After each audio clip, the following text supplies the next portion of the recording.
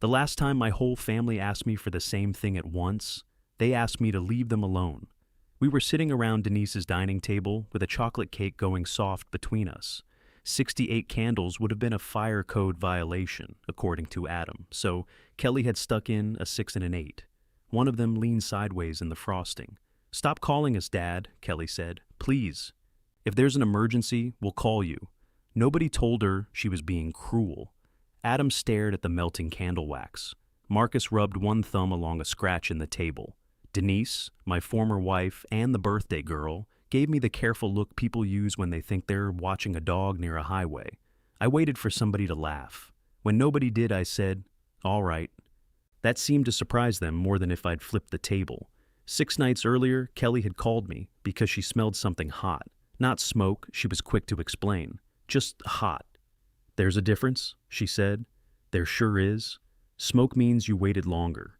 See, that's why I almost didn't call. I was at home rinsing out a soup bowl. The television was on in the next room, where 2 men were discussing a baseball game that had ended 3 hours earlier. I turned off the faucet. Where do you smell it?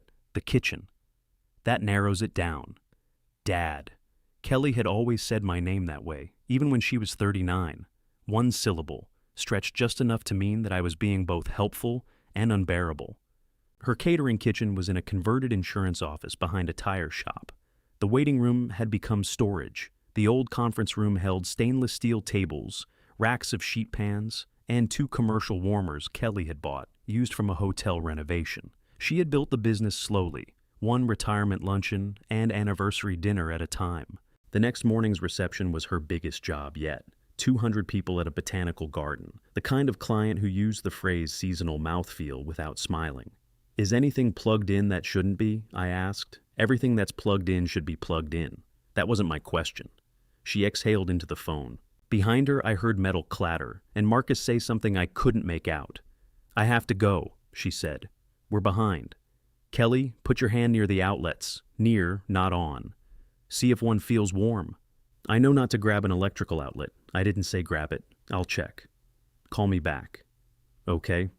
She did not call me back. I gave her 11 minutes. This was, in my opinion, evidence of tremendous personal growth.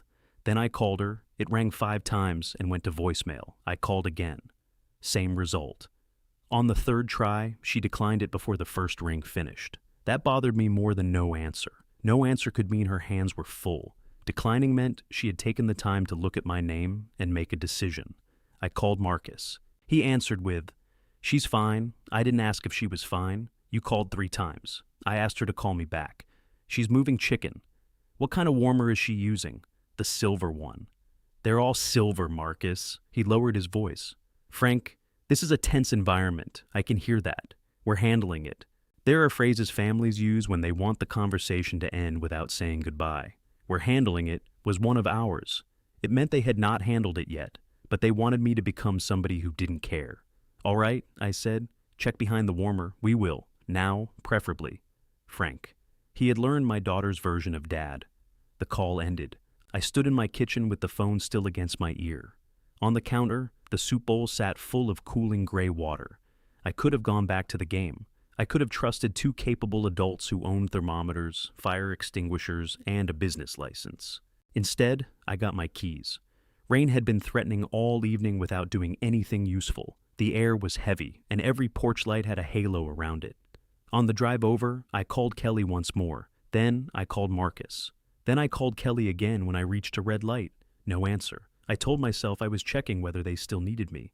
The fact that nobody had asked me to come did not fit neatly inside that explanation, so I set it aside. The catering kitchen's back door was propped open with a sack of onions.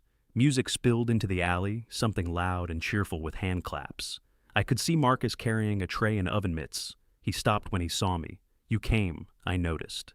He looked toward the kitchen as if hoping to find a second, more diplomatic husband. Marcus was 42, tall, soft-spoken, and somehow always dressed for a better day than the one he was having. Even that night, with flour on his sleeve, he wore a shirt with actual buttons. I liked him. This made it inconvenient when he was wrong. "Kelly's going to be upset," he said. "Is the smell gone?" He did not answer. I stepped past him. The room was hot enough to soften my glasses. Racks of covered pans lined one wall. Kelly stood at the center table, portioning roasted vegetables into black trays. She looked up, saw me, and set down the spoon harder than necessary. "You drove here? That's generally how I get places." I said we were handling it. "You also said something smelled hot." It stopped. Smells don't stop. Causes stop. Sometimes smells drift. From what, Ohio? One of her assistants made a small choking sound and pretended to cough. Kelly gave him a look, and he became deeply interested in a tray of carrots. She pointed the spoon at me. 5 minutes. I didn't ask for a tour. 5 minutes. Then you go home and let us work. Fair. It took less than 2. The warmer nearest the old conference room wall had been pushed back to make space for a rolling rack. Its cord disappeared behind it. I crouched, put my hand near the outlet, and felt heat before I touched the wall plate. "Unplug this." Kelly folded her arms. "We need it." "Then plug it in somewhere else." "There isn't somewhere else." Marcus, breaker panel? He was already moving. That was one of the reasons I liked him. Kelly crouched beside me. "How bad?" I shined my phone light behind the warmer. The plug was brown around one blade. A thin crescent of the outlet had melted inward. Her face changed, not dramatically. Kelly did not perform fear when the real thing arrived. She became quieter. "Oh," she said. "Yeah." The assistant with the carrot stopped pretending not to listen. We shut down the circuit. Marcus found a heavy extension cord, and I told him not to use it. Kelly said they had no choice. I told her that phrase had probably burned down more buildings than lightning. For the next 4 hours, we moved food. Kelly called a friend who ran a church kitchen. Marcus borrowed a van from his cousin. I found insulated carriers stacked behind 6 boxes marked linens. Because Kelly's storage system was based on the theory that labels were more like suggestions. We transferred trays through the rain, 3 blocks at a time. Nobody discussed whether I had been invited. At 11:30, Kelly handed me a cup of coffee and said, "You were right. I was taping the lid on a container of sauce." "About what?" "You know what? I'd like it for the record. Don't ruin it." I took the coffee. It was sweet enough to seal a driveway. By 1 in the morning, we had the food secured, the bad circuit off, and a plan for finishing the rest. Marcus slumped into a folding chair. Kelly leaned against the counter, damp hair stuck to her forehead. "You scared 10 years off me," she said. "I scared you? You kept calling. There was a burned outlet in your wall. Yes, and thank God you found it. Both things can be true." I looked at Marcus. He found something compelling in the bottom of his coffee cup. Kelly rubbed her eyes. "When you call over and over, I can't think. It's like you've already decided I'm about to fail. I decided you weren't answering because I was working. You smelled heat, and I called you, didn't I? I wanted to point out that this proved my importance. I also wanted to point out that she had ignored every instruction after that." Both arguments lined up in my head, polished and ready. Then Kelly said, "Sometimes asking you one question turns into giving you custody of the whole problem." The word custody landed strangely between us. We were talking about a scorched outlet, not a life. Still, I knew what she meant. I took my toolbox and left before I said something that would make the night about me. The reception went well. I knew because Marcus sent a photograph of the finished tables at 10 the next morning. White cloths, green plates, flowers, and short glass vases. Kelly stood at the edge of the picture, holding a tray, looking exhausted and proud. I typed, "Looks good," then I added, "Did electrician come?" I deleted it. Then I typed, "Make sure nobody turns that breaker on." I deleted that too. I sent, "Proud of you." 3 dots appeared, vanished, appeared again. "Thanks, Dad. That should have been enough. It almost was." Sunday was Denise's birthday. Divorce had changed a lot of things, but it had never solved the question of family dinners. Denise and I could sit at opposite ends of a table with reasonable manners, so everyone had decided we were friends. We were not enemies, which is a different arrangement. She made pot roast for her own birthday because she did not trust restaurants to serve food hot. I brought the cake. Adam arrived late carrying a bottle of wine Denise didn't like. Kelly and Marcus came straight from cleaning the catering kitchen. For the first hour, we behaved. Adam told a story about installing a bathroom vanity and discovering the wall was not square. I asked whether he had checked the floor. He closed his eyes. "Dad? What?" "I'm just telling a story. I'm listening. You're troubleshooting." "I asked one question," Denise cut in. "Frank, let him finish." So I did. The vanity leaned, Adam invented 3 new curse words, and his neighbor helped him shim it. Everybody laughed. Then Kelly mentioned the electrician. Whole outlet had to be replaced, she said. Some wiring too. I told you that circuit was overloaded last spring. Her fork stopped halfway to her mouth. Marcus looked at his plate. I heard myself continue. Those warmers pull more than you think. You can't run both on.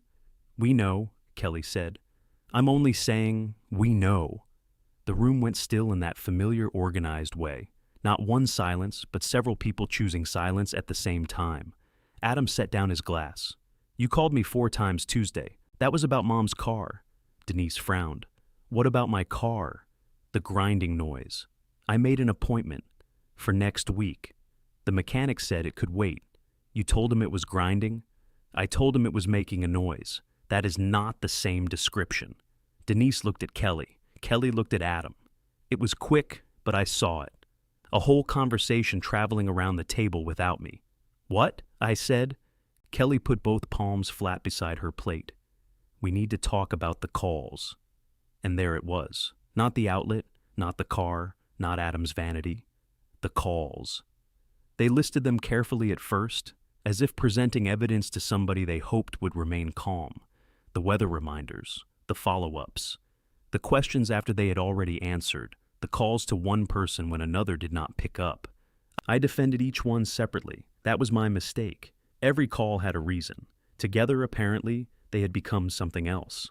Finally, Kelly said, "Stop calling us, Dad. Please. If there's an emergency, we'll call you." Nobody objected. I looked around the table at the people who called me whenever a pipe leaked, a tire went flat, a delivery vanished, or a room smelled hot. Then I looked at the crooked candles dripping wax into Denise's cake. All right, I said.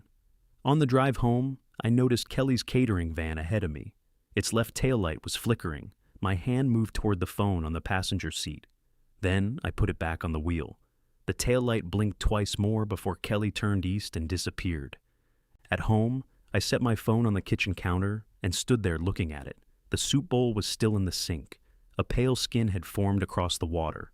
I washed it, wiped the counter, checked the front lock, and turned off the television. Those were ordinary things. I did them with more attention than they deserved, because there was one other ordinary thing I did every night. I checked tomorrow's weather, decided who might need to know about it, and called or texted accordingly.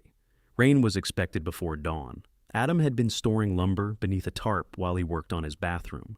Denise's tires were nearly bald, unless she had replaced them without telling me. Kelly's van had a flickering taillight. I put the phone face down. In bed, I remembered the outlet behind Kelly's warmer, the brown plastic. The soft crescent melted into the wall plate. If I had stayed home, would she have checked it? Maybe. Marcus had been looking for the panel before I reached it. Maybe they would have found the problem 5 minutes later and done everything I did. Or maybe the fire department would have found it. That was the difficulty with prevention. When it worked, the disaster you stopped became imaginary, while the inconvenience you caused remained real. The rain woke me at 5:20.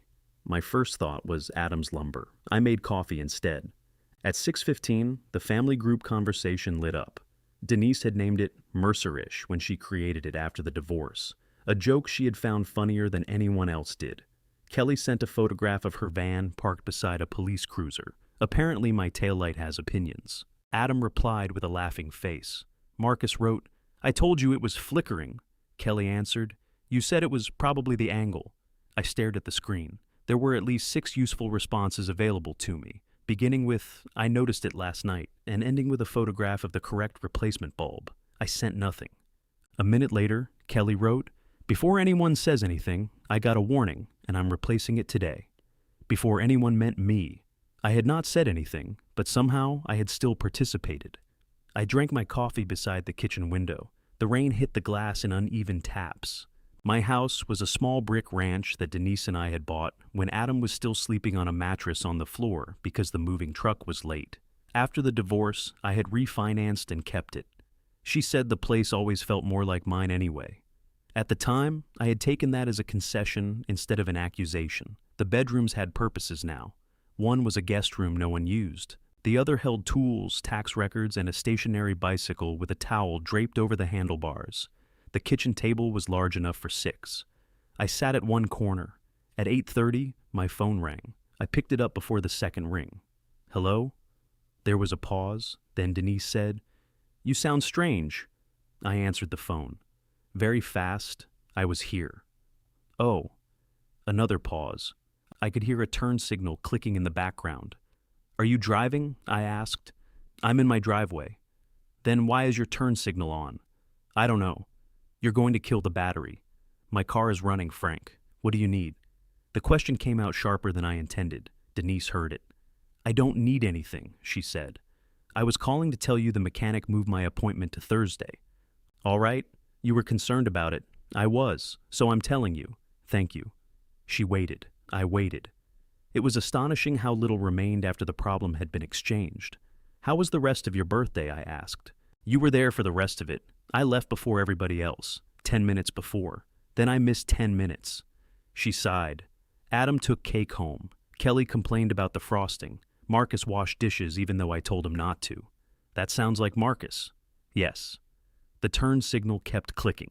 Finally, Denise said, You're not going to ask what the mechanic said? You just told me the appointment moved. He said the noise might be a wheel bearing. My grip tightened around the coffee mug. You shouldn't be driving it. Here we go. You called me. I called to keep you informed. And I'm informed. You're being very literal. I looked at the phone, though there was nothing to see but her name and the time counting upward. I'm trying to do what you asked. I did not ask you to become a monk. That's good. I don't have the knees for it. She made the sound that was almost a laugh and almost not. Thursday, she said. 10 o'clock. Okay, I may need a ride back. Then call me. Another silence. Fine, she said. She hung up without saying goodbye, which had been one of Denise's specialties even when we were married. A conversation with her did not end so much as lose power. For the next few days, I discovered how often I had used my family to fill the small gaps in my life. At the grocery store, I saw the coffee Kelly liked on sale and reached for my phone. In the hardware aisle, I found the exact shims Adam should have used for his crooked vanity. A radio host mentioned an insurance recall involving Denise's car model, and I nearly called her before remembering hers was 2 years older. None of those calls would have been urgent. That was the point they had made. I bought the coffee anyway. I left it in my pantry behind a bag of rice. The family did not stop communicating. The group conversation continued with photographs, complaints, and brief announcements. Adam posted a picture of his finished vanity. It looked good from a distance. Kelly replied, Look at you, Bob Vila. Denise sent 3 clapping hands. I typed, Check that left corner with a level. I erased it and sent a thumbs up. Adam responded, Thanks, Dad. It felt like being patted on the head for not barking. Thursday morning, Denise called from the mechanic's waiting room. I need a ride. I'll be there in 15 minutes. 20 is fine. I said 15. See, that. Why do you do that? Do what? Make every estimate sound like a promise you'll die keeping. I looked at the clock above my stove. Do you want me to come or not? Yes. Then I'll be there in 15 minutes. I made it in 12 and spent 3 more circling the lot because I did not want to prove her point. She was standing beneath the awning in a red raincoat, though it was no longer raining. When she got into my truck, she buckled her seatbelt and looked around. Still smells like peppermint. I keep mints in the console. I know where you keep them. Denise took one without asking. Her hair had gone almost entirely silver over the past few years, but she wore it long, past her shoulders, as if daring age to make a suggestion. The mechanic said you were right, she said. About? The wheel bearing, I nodded. That's all. What would you like? I don't know. Satisfaction. A short parade. I don't enjoy being right about expensive noises. She turned toward the window. You enjoy being right about most other things.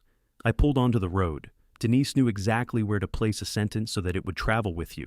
At her house, she unbuckled but did not open the door. Are you angry? She asked. No. You're something. I'm driving you home. That's an activity, not a feeling. We have been divorced 12 years. You don't need a report on my feelings. You gave me reports on everything else. I looked at her. She had one hand on the door handle and the other closed around the peppermint wrapper. You all told me to stop calling, I said. I stopped calling. We asked for less pressure. Kelly's exact words were, Stop calling us, Dad. Adam agreed. You agreed. I agreed that you call too much. That doesn't mean I wanted you to disappear. I'm sitting in your driveway. You know what I mean. I did know. That made it harder. I'm figuring it out, I said. Her expression softened for half a second. Then she opened the door. Try not to figure it out at us.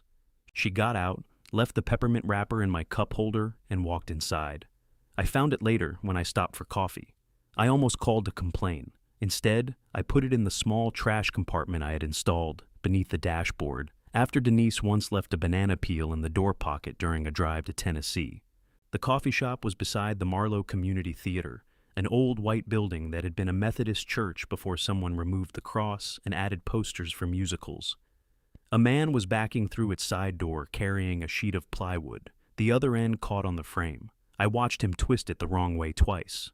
On the third attempt, I got out of my truck. Lift your end 6 inches, I said.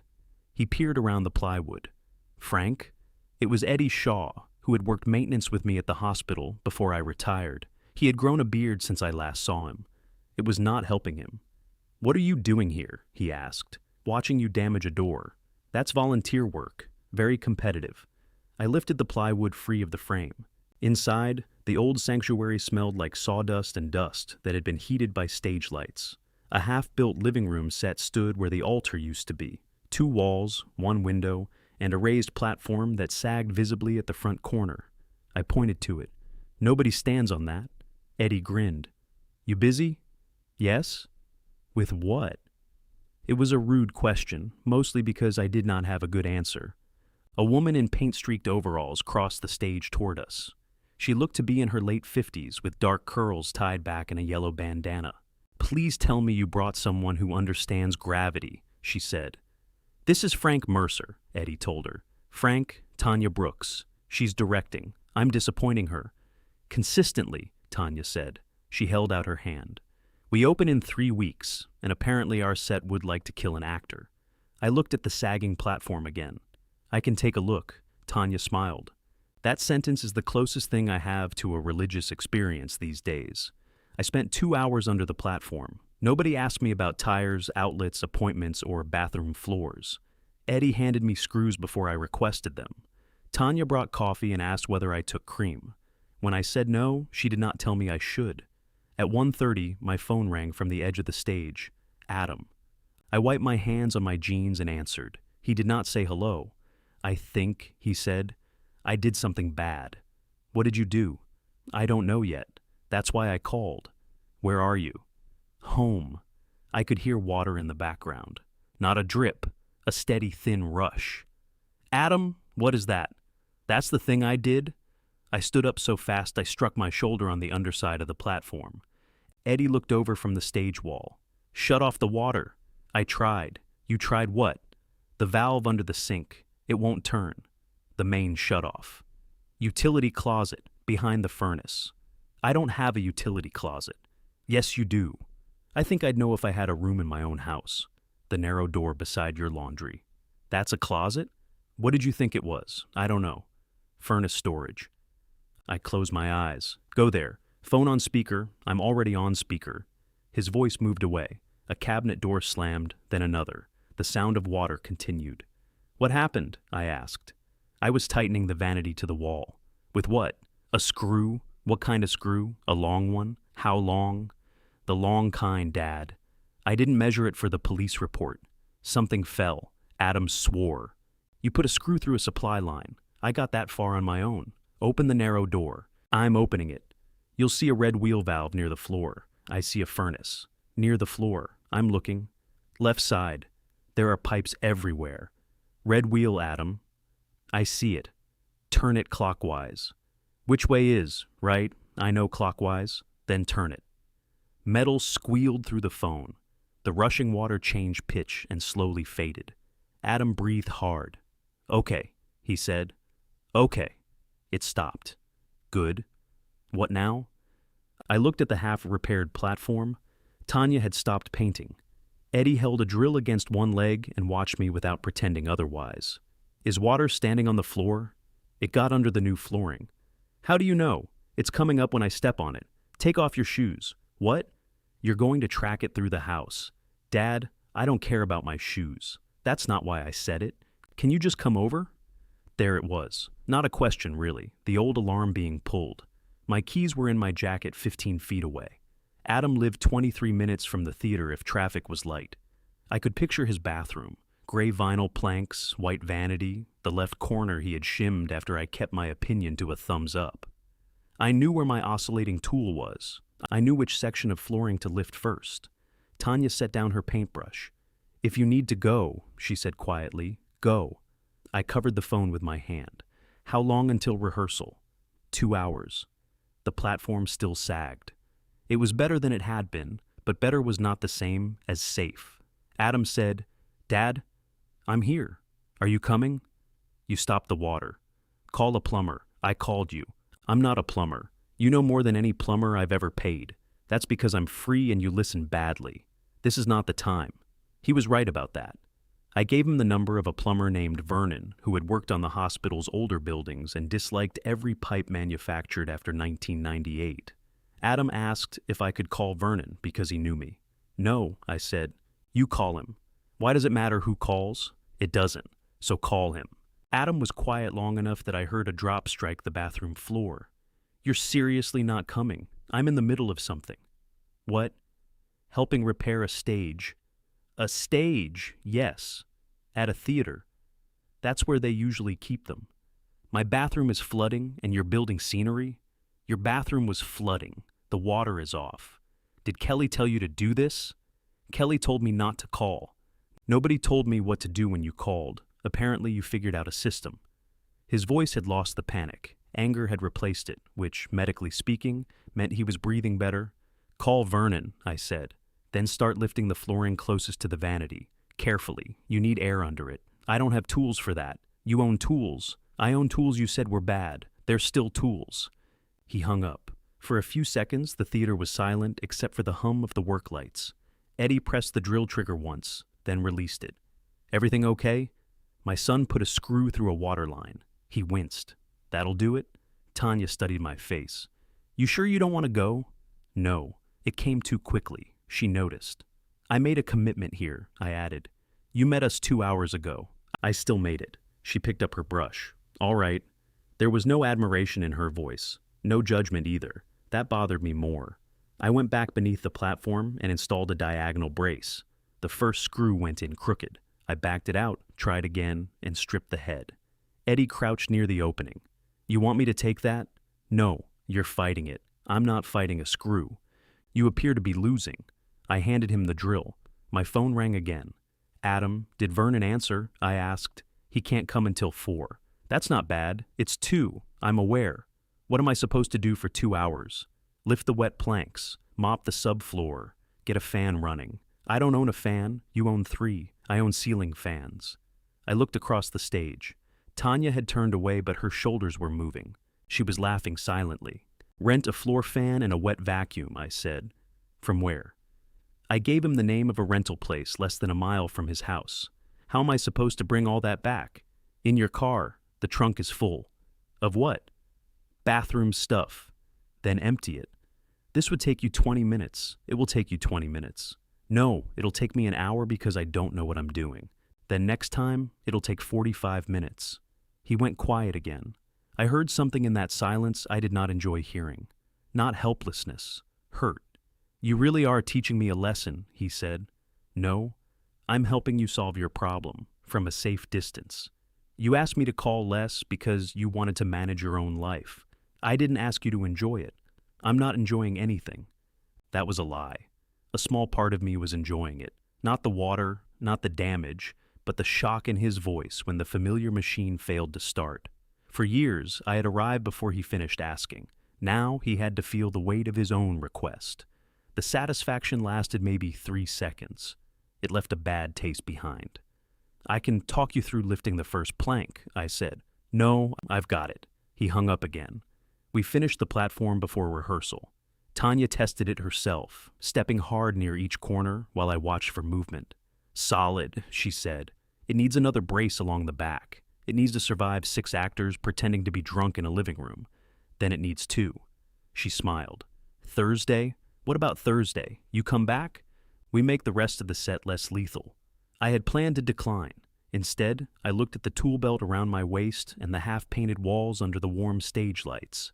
"What time?" 6. I'll be here at 5:30. She pointed her brush at me.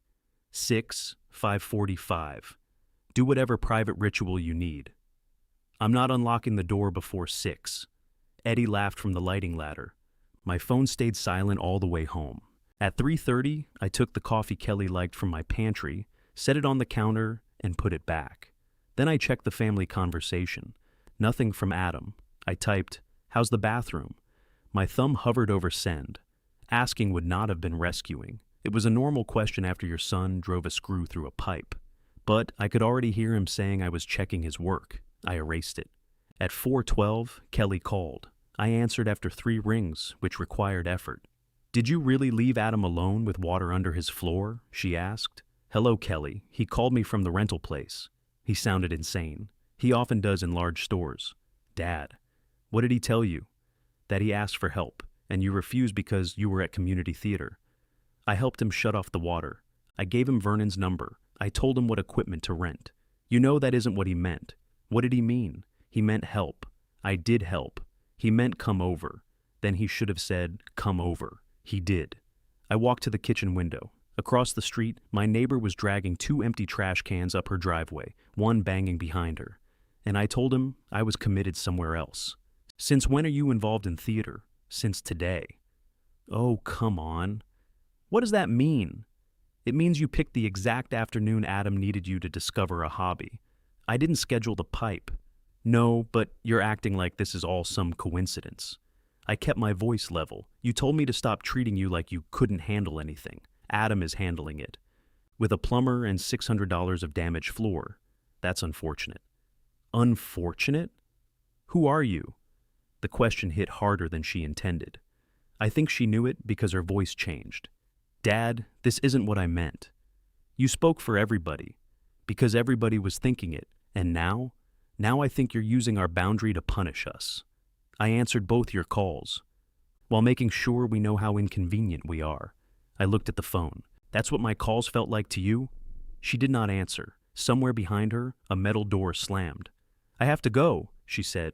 "Is the taillight fixed?" The question slipped out before I could stop it. Kelly gave one humorless laugh. "There he is." The line went dead. I carried my coffee to the living room, though I had not made any. The mug in my hand was empty.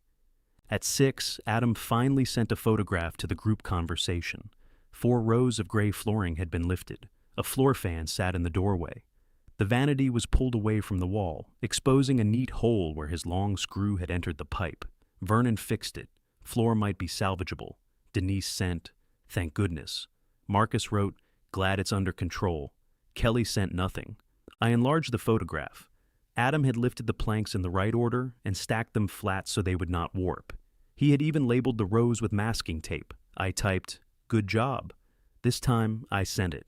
He read the message. He did not answer. At 9:30, my doorbell rang. Adam stood on the porch holding my wet vacuum. I had not known he'd taken it. Watermarks darkened both knees of his jeans. He set the vacuum between us. "You changed the garage code," he said. "I changed it 6 months ago." "Well, you never told me. You never asked." Adam looked past me into the quiet house. Then he said, "You could have come." I rested one hand on the doorframe. "Yes." That answer unsettled both of us. "Then why didn't you?"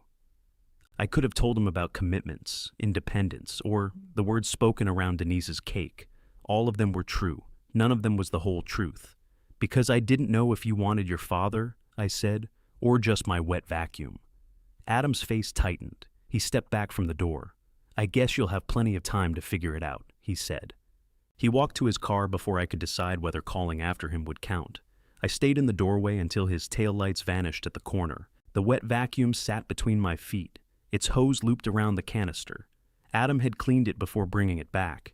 He had even wound the cord the way I liked, crossing it once near the plug so it would not unravel. I carried it to the garage and entered the new code. The old code had been Adam's birthday. I changed it after Denise let herself in to borrow a folding ladder and forgot to close the side door. Nothing was stolen. A squirrel got into a bag of grass seed. I changed 4 numbers, told myself I would inform everyone, and never did. "You never asked" was the kind of answer that sounded reasonable only while you were saying it. I took out my phone. I could text Adam. That would not violate anything. A text was not a call, and an apology was not an inspection. I typed, "That thing about the wet vacuum was unfair." Then I added, "But you should have checked the wall before using that screw." I read both sentences together. The second one poisoned the first. I deleted them and put the phone away. Thursday, I reached the Marlowe at 5:42. The side door was locked, exactly as Tanya had promised. Through the narrow window, I could see her crossing the lobby with a roll of painter's tape around one wrist. I knocked. She looked at me and pointed to an imaginary watch. "It's cold," I called through the glass. She smiled and disappeared. At 6 on the dot, the door opened. "You stood there 18 minutes?" she asked. 17. "Your clock is fast. You own a home, Frank." "Presumably with heat." "I said I would be here. You said 5:45. I said 6. I was respecting your boundary from nearby." She laughed and let me in. The actors were rehearsing in the sanctuary. All 6 were adults, ranging from a woman in her 30s who could cry on command to a 74-year-old retired pharmacist who forgot every line except other people's. They were performing a comedy about 3 couples trapped in a lake house during a storm. The set had 5 doors, which seemed excessive for one room, but apparently all of them were needed for slamming. Eddie and I worked behind a canvas wall while the cast argued about a missing bottle of stage whiskey. "Family okay?" he asked. "Which one?" He glanced at me. "You got more than one? I've got the one I was born into, the one I made, and whatever this is. This is unpaid labor with cookies." A woman from the cast had brought oatmeal cookies. They contained raisins without warning. Eddie held a brace while I secured it beneath the window frame. "My daughter doesn't call me," he said. I looked over. "Moved to Arizona 7 years ago. Sends a message at Christmas. Sometimes my birthday if the website reminds her. I'm sorry." He shrugged, but the brace shifted in his hand. "I'm just saying, calls can go away for real." I tightened the screw. "My family asked for space. Space expands." That sounds like something Tanya put in the program.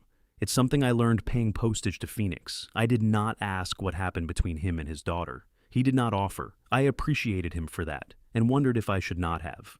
During the break, Tanya sat beside me on the edge of the stage. She handed me a bottle of water.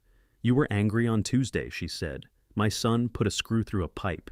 You were angry before that." I twisted the cap off. "You always question volunteers? Only the ones who attack lumber. I was not attacking it." That platform gave a different statement. Across the room, the retired pharmacist was explaining to the youngest actor why his line should be funnier. The youngest actor had written the play. "My family thinks I help too much," I said. "Do you?" "Yes." Tanya nodded as if I had told her the temperature. "They also think I'm punishing them by helping less." "Are you?" "No." She waited. "Not entirely," I said. "There you go." "There I go. Where?" Toward an honest sentence. She stood before I could answer. By the end of rehearsal, the window frame was secure enough for an actor to slam without bringing down the wall. Tanya tried it 6 times. On the 7th, I told her she was showing off. Next Tuesday, she asked, "I can't. Why? Family dinner? That sounds ominous." "It's pot roast. Same thing sometimes." The dinner had been Denise's idea. She called each of us separately instead of using the family conversation, which made it feel like a diplomatic summit. When she called me, she started with, "I am inviting you to eat, not asking you to repair anything. I understand invitations. I'm confirming. Should I bring something?" "No tools. I meant food. Bring bread." I bought 2 loaves from a bakery Denise liked. I also brought the coffee from my pantry and handed it to Kelly when she arrived. "What's this?" she asked. "Coffee. I can see that." It was on sale. She turned the bag over and examined the label as if I might have hidden instructions beneath it. "Thank you," she said. "You're welcome." We stood in Denise's entryway with nothing damaged between us. Kelly looked tired. She had a small burn on her wrist, the kind cooks get and stop mentioning. Marcus came in behind her carrying a bowl covered in foil. He shook my hand, which he had never done at a family dinner before. "How's the theater?" he asked. Kelly looked at him. "What?" he said. "I'm asking. It's fine," I told him. "The set has too many doors." "How many?" 5. "That is too many. Thank you." For a moment, Marcus and I had a complete conversation in which no one needed assistance. It felt unnatural but promising. Adam arrived last. He handed Denise flowers, hugged her, and nodded at me. "Bathroom drying out?" I asked. His mouth tightened. I had lasted maybe 90 seconds. Mostly, he said. Any warping? Vernon said. It looks fine. Did he check the subfloor around the... Kelly closed her eyes. I stopped. Adam removed his jacket. You can finish. No. Please. Tell me the 6 things Vernon missed. I said I'd stop. You said a lot of things. Denise came out of the kitchen holding a wooden spoon. Coats off, weapons down. I don't have a weapon, I said. She pointed the spoon at my mouth. That one. Dinner started well because everyone concentrated on chewing. Denise had made roast chicken instead of pot roast, which I considered false advertising but did not mention. Adam discussed a project at work. Kelly described a client who had rejected 3 shades of napkin for being emotionally cool. Marcus told us he had started jogging before work, and Kelly said walking quickly to the car did not count. Then Denise's oven timer went off. She opened the door, and smoke rolled into the kitchen. 4 heads turned toward me. I stayed seated. Denise waved the smoke away with a dish towel. It's drippings in the bottom. Nobody moved. The smoke alarm began to shriek. I cut another piece of chicken. Are you going to do something? Kelly asked.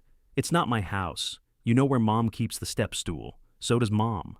Denise dragged the stool from the pantry. Marcus opened a window. Adam took the smoking pan outside. Kelly stood beneath the alarm, waving a placemat.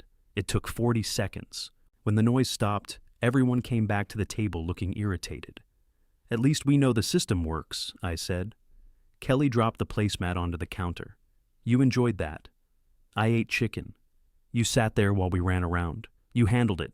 Stop saying that like it's a curse. I thought that was what you wanted. We wanted you to stop treating us like idiots, Adam said, not become furniture. I gave you instructions. You said that wasn't help. I asked you to come, and if I had, you would have said I took over. You don't know that. I know exactly that.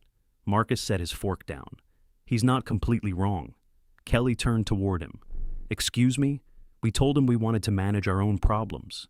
Then Adam had a problem, and we all got mad because Frank didn't manage it. It was water damage. The water was off. You called me from the rental place sounding like you'd been abandoned on a mountain, Marcus told Adam. I had never rented a floor fan. They asked for your driver's license, not a kidney. Adam stared at him. Whose side are you on? I didn't know we had uniforms, Kelly pushed back from the table. This isn't about sides. It always becomes about sides, Denise said. That's why I made chicken. No one knew what that meant, including Denise.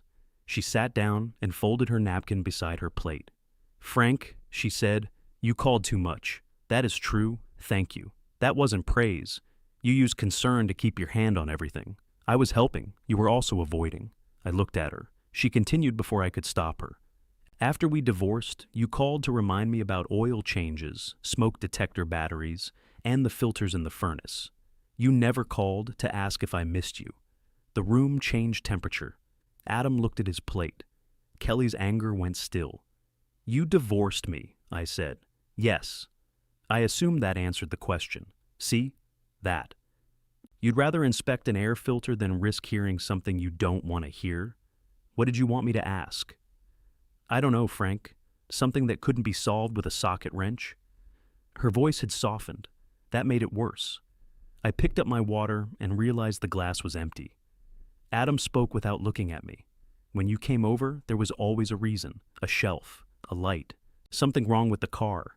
You complained when I stayed too long because you kept looking for the next thing to fix. Kelly sat down again. You never just sat, she said. I sat. You perched, like a paramedic.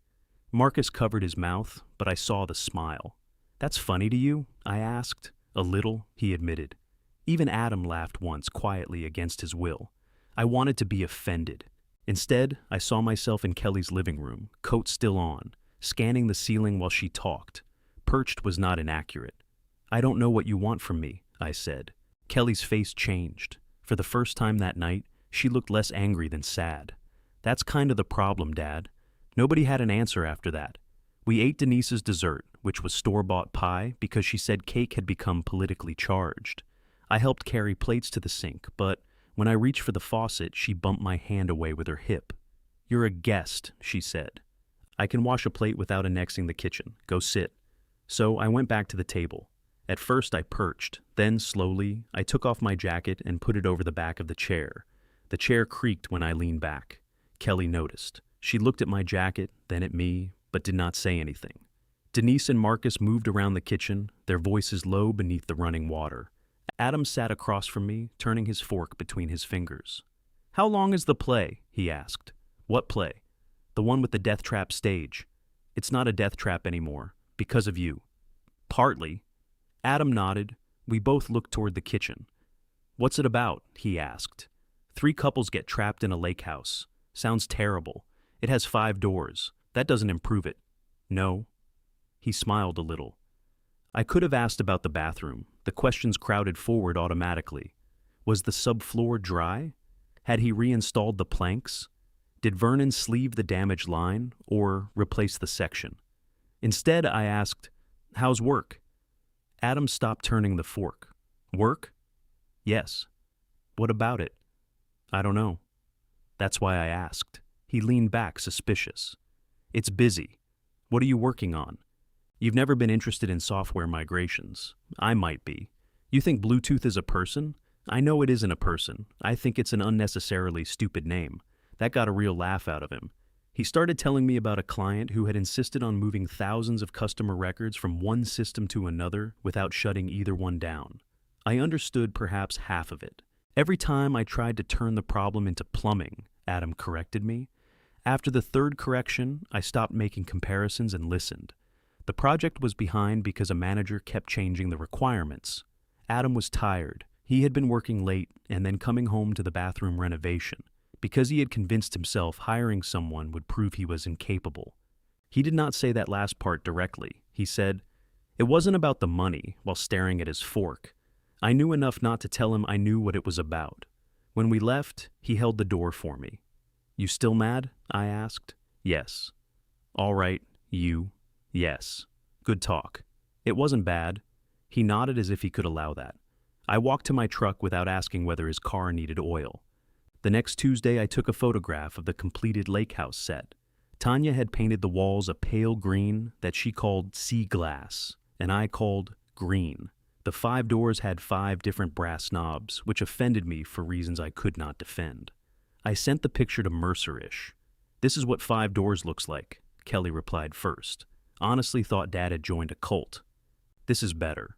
Marcus wrote, "Depends what's behind the doors." Adam sent, "Have you checked if the walls are square?" I studied that message. Then I laughed loud enough for Tanya to look down from the ladder. "What?" she asked. "My son's being difficult. Hereditary?" I ignored her and replied to Adam. "No, I didn't want the walls to feel inspected." He responded with a single thumbs up. This one did not feel like being patted on the head. The theater settled into my week without asking permission. Tuesdays and Thursdays I arrived at 6, or near enough that Tanya stopped commenting. On Saturdays, Eddie and I handled whatever had broken during rehearsals. A door latch, a curtain track, one of the fake windows that rattled every time the retired pharmacist crossed the room too heavily. The actors began asking me questions that had nothing to do with repairs. Had I always lived in town? Was I married? Did I like theater? The marriage question was easy. The theater question was not. "I'm developing tolerance," I said. Tanya overheard me. "He loves us." I love that the exits are clearly marked. She had a way of accepting help without turning it into a permanent duty. If she asked me to build something and I said it was a bad idea, she wanted to know why. If the reason was good, she changed the plan. If the reason was merely that I preferred my way, she said, noted, and did what she wanted. The first time that happened, I spent an hour waiting for her shelf to sag. It did not. That bothered me for another hour. Then I forgot about it. At home, the phone stayed quieter than it used to. The family conversation filled some of the space. I practiced sending things that were not instructions. The 5 doors, a photograph of a tomato shaped like a duck, a complaint about the price of furnace filters without reminding anyone to replace theirs. Sometimes they answered, sometimes they did not. One evening, I called Kelly. It was not an accident. I stood in the kitchen with my finger over her name for nearly a minute before I pressed it. She answered breathlessly. "What happened?" "Nothing. Are you okay?" "Yes." "Is Mom okay?" "As far as I know." "Adam, I haven't spoken to him." "Then why are you calling?" The question was not hostile. That made it worse. "I saw a man carrying a wedding cake upside down," I said. "What?" "Outside the grocery store. He was holding the box against his chest." "Was there a cake in it?" I assume so. Maybe it was an empty box. He was walking very carefully. Did you warn him? No. Wow, therapy's working. I'm not in therapy, I know. That was the joke. I could hear a mixer running behind her, then shutting off. What kind of cake? She asked. White. That's the color, Dad. Round. That's the shape. It had flowers. Did you call me to give the worst possible description of a cake? I suppose I did. She laughed. Not a polite laugh. The quick, cracked one she had inherited from Denise. I have to finish a tasting, she said. All right. Call me later.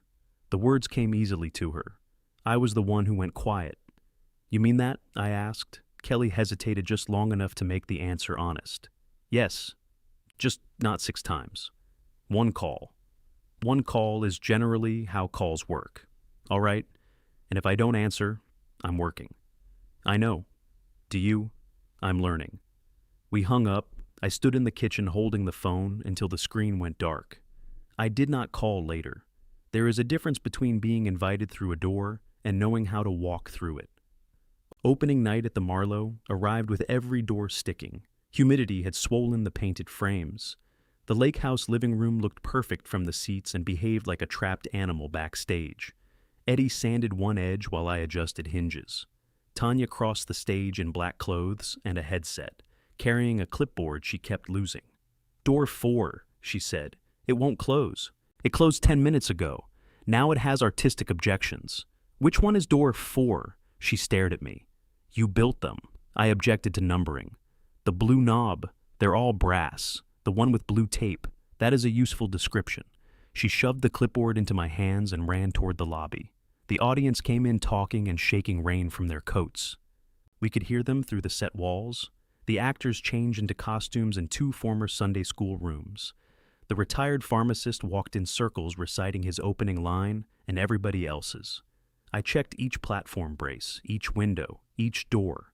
At 7:20, Eddie came backstage holding 2 paper cups. Someone's here for you, he said. My first thought was that something had happened. What? Lobby. Who? Woman with long silver hair. Looks disappointed in the building. Denise stood beneath a frame poster for a production of Oklahoma, wearing a navy coat and reading the cast biographies. You came, I said. You told me when it opened. I mentioned it. Were you hoping I wouldn't remember? I didn't think you were interested in theater. I'm not. I'm interested in you having somewhere to be that isn't underneath somebody's sink. She handed me a small paper bag. Peppermints. Are Kelly and Adam coming? I asked. Adam has work. Kelly has a catering job. Marcus is helping her.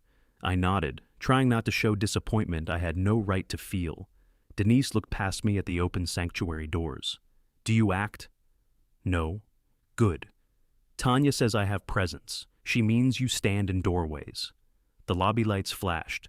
That means you should sit down, I said. Are you nervous? No. You're checking that hinge with your eyes. It's loose. Frank, I'll see you afterward.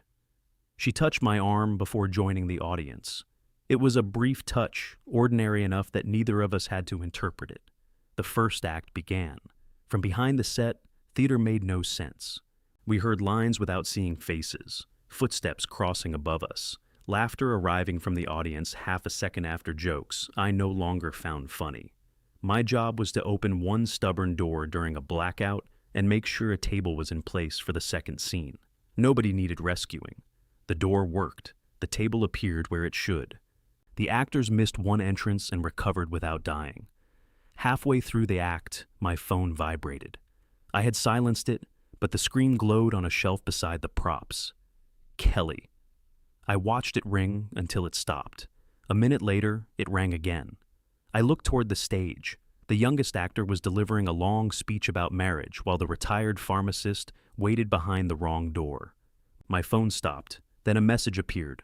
Call me. Fridge died. I reached for it. Tanya came through the curtain, saw my face, and whispered, Problem? My daughter. Emergency? I looked at Kelly's message. I don't know yet.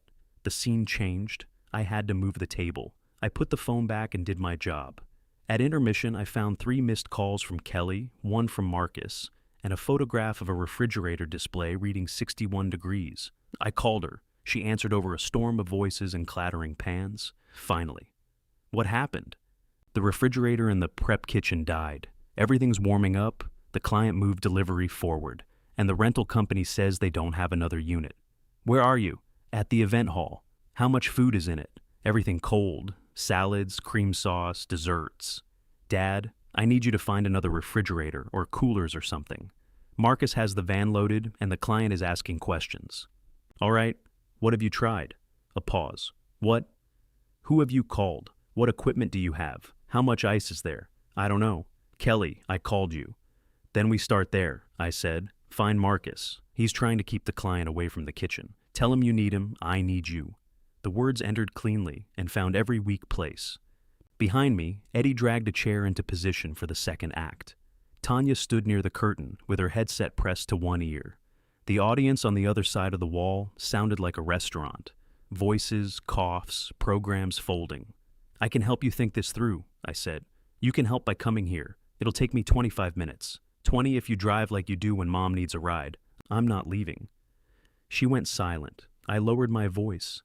Get a thermometer and write down the temperature of each item, not the refrigerator display, the food. Dad, anything at 41 or below, move first. Do you have insulated carriers? Some. How many? I don't know.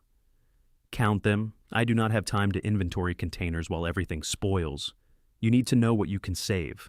What I need is another refrigerator, and you don't have one. She made an angry sound that had no word in it. Kelly, listen to me. Put Marcus on. A pan clanged. Somebody asked her where the serving spoons were. Kelly answered them without covering the phone, then came back to me. He's with the client. Who else is there? Dana and Luis. Send Luis for ice. Every bag the nearest store will sell him. We need more than ice. Then send Dana to the front desk. Event halls have ice machines. This one is tiny, so is no ice. Tanya stepped close and held up 2 fingers. 2 minutes until the second act. I have to go in a minute, I said. You have to go? Back to the show. My food is sitting at 61 degrees, and I'm trying to help you save it. No, you're giving orders from a theater. What would I do there that you can't? You know how to make things happen. She said it like a complaint and a prayer. I looked at the 5 doors from behind. Unpainted wood, exposed braces, pencil marks no audience member would ever see. Call the church kitchen, I said. The one you used before. They have an event. Ask if they have refrigerator space. They're across town. You asked what to do. I asked you to come. Tanya pointed to the stage. The actors were moving into place. I can call you after the show. After the show, 45 minutes, you're choosing a play over my business. No, I'm keeping a commitment. Same difference. It isn't. The line went quiet except for her breathing. Then Kelly said, Fine, enjoy the play. She hung up. Tanya watched me put down the phone. Go if you need to, she said. You need someone on door 3. Eddie can do it. He's moving the table. I can move the table. The leg catches. I know how to lift a table, Frank. From the stage, an actor called, Places? Tanya pressed the headset button. Places. Then she looked at me again. This show will survive without you, she said. It was meant kindly. I knew that. The sentence still hurt. My daughter's food will not improve because I stand beside it, I said. That wasn't what I asked. No, I'm staying. She studied me for half a second, then nodded and went to her position. The second act began.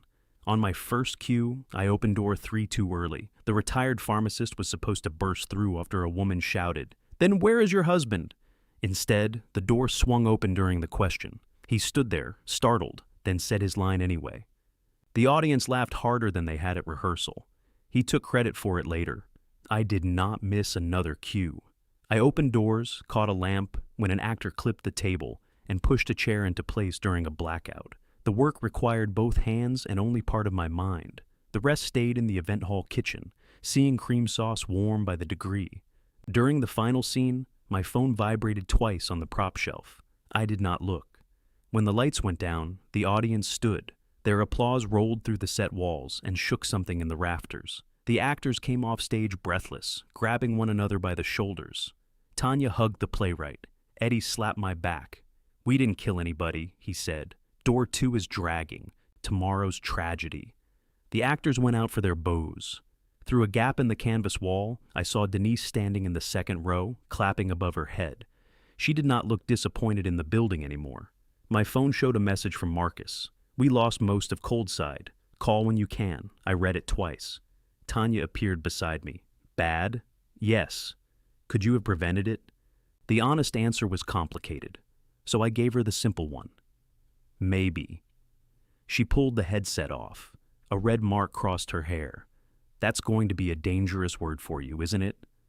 Before I could ask what she meant, the actors came charging backstage. The retired pharmacist hugged me and announced that my early door had improved the scene. I told him never to expect it again. Denise waited in the lobby after the audience left. She still had the unopened bag of peppermints in one hand. Kelly called me during intermission, she said. What did she tell you? That the refrigerator failed and you wouldn't go. I couldn't go. Denise glanced through the sanctuary doors. Eddie was stacking programs. Tanya stood on stage giving notes to 2 actors. She said you could have. I made a choice. Yes. You think it was wrong? I didn't say that. You have a tone. We were married 26 years. You know all my tones. I put on my jacket. The event hall refrigerator failed. Kelly had no backup equipment, no list of nearby cold storage, and apparently no one assigned to monitor food temperatures. Denise's mouth tightened. What? You sound pleased. I am not pleased. You sound like a man explaining why the bridge deserved to collapse. That's unfair. Probably. She tucked the peppermints into her purse. I told her to call the church kitchen, I said. I told her to send someone for ice, prioritize anything still below 41, and use the insulated carriers. Did you tell her you were sorry? For what? That her night was falling apart. I was trying to stop it from falling apart. Denise gave me a long look. What? Nothing? Say it. You still think comfort is what people get after the solution works? The actors laughed inside the sanctuary. Somebody opened a bottle with a sharp pop. I offered to help, I said. You offered instructions, which she needed. I'm sure she did. You think I should have left. I think if you had left, you would have resented her. And because you stayed, you're going to resent yourself. That was one of Denise's more irritating talents. She could locate both bad options and leave me standing between them. Did you like the play? I asked. No. I stared at her. The pharmacist was funny, she admitted, and the wall stayed up. High praise. You looked happy before intermission. Before intermission. She kissed my cheek. It surprised me enough that I forgot to step back. Call your daughter, she said. She asked me not to call. Tonight she called you first. Denise walked out beneath the poster for Oklahoma and left me in the lobby. Kelly did not answer. Marcus did. We're cleaning up, he said. His voice sounded scraped thin. How bad? We saved the meat. Most of the roasted vegetables were already in hot holding. The salads went, the cream sauce went, and half the desserts. You didn't serve anything warm? No. Good. Kelly made that call. I knew she would. There was a pause. She thinks you didn't, Marcus said. That isn't true. She's had a rough night. I understand. Do you? The question was not rude. Marcus rarely managed rude even when he tried. What happened with the client? I asked. We adjusted the menu, bought packaged desserts from a bakery. They accepted dinner but want a partial refund. How much? We don't know yet. Did you document the refrigerator temperature? Dana took pictures. Keep the rental agreement. Frank. What? I don't need a checklist. I close my eyes. Sorry. Kelly's in the kitchen. Can I talk to her? I'll ask. His footsteps moved away. I heard distant voices, a door, the scrape of something heavy. Then Kelly came on. What? I'm sorry. For which part? The refrigerator. Losing the food, the client. Those things happened to me. They're not things you did. I know. Do you? I leaned against the lobby wall, the framed poster pressed into my shoulder. I should have said it earlier. You should have come. I had made a commitment. To people you barely know. They were depending on me. So was I. Eddie and Tanya would have had to rearrange the whole backstage plan. Kelly gave a disbelieving laugh. I had food for 180 people warming on racks. And you saved the dinner. I lost the salads, the sauce, the desserts, and probably half my fee. I'm sorry. Stop saying that if you're also going to explain why it was worth it. I rubbed my forehead. What did you want me to do?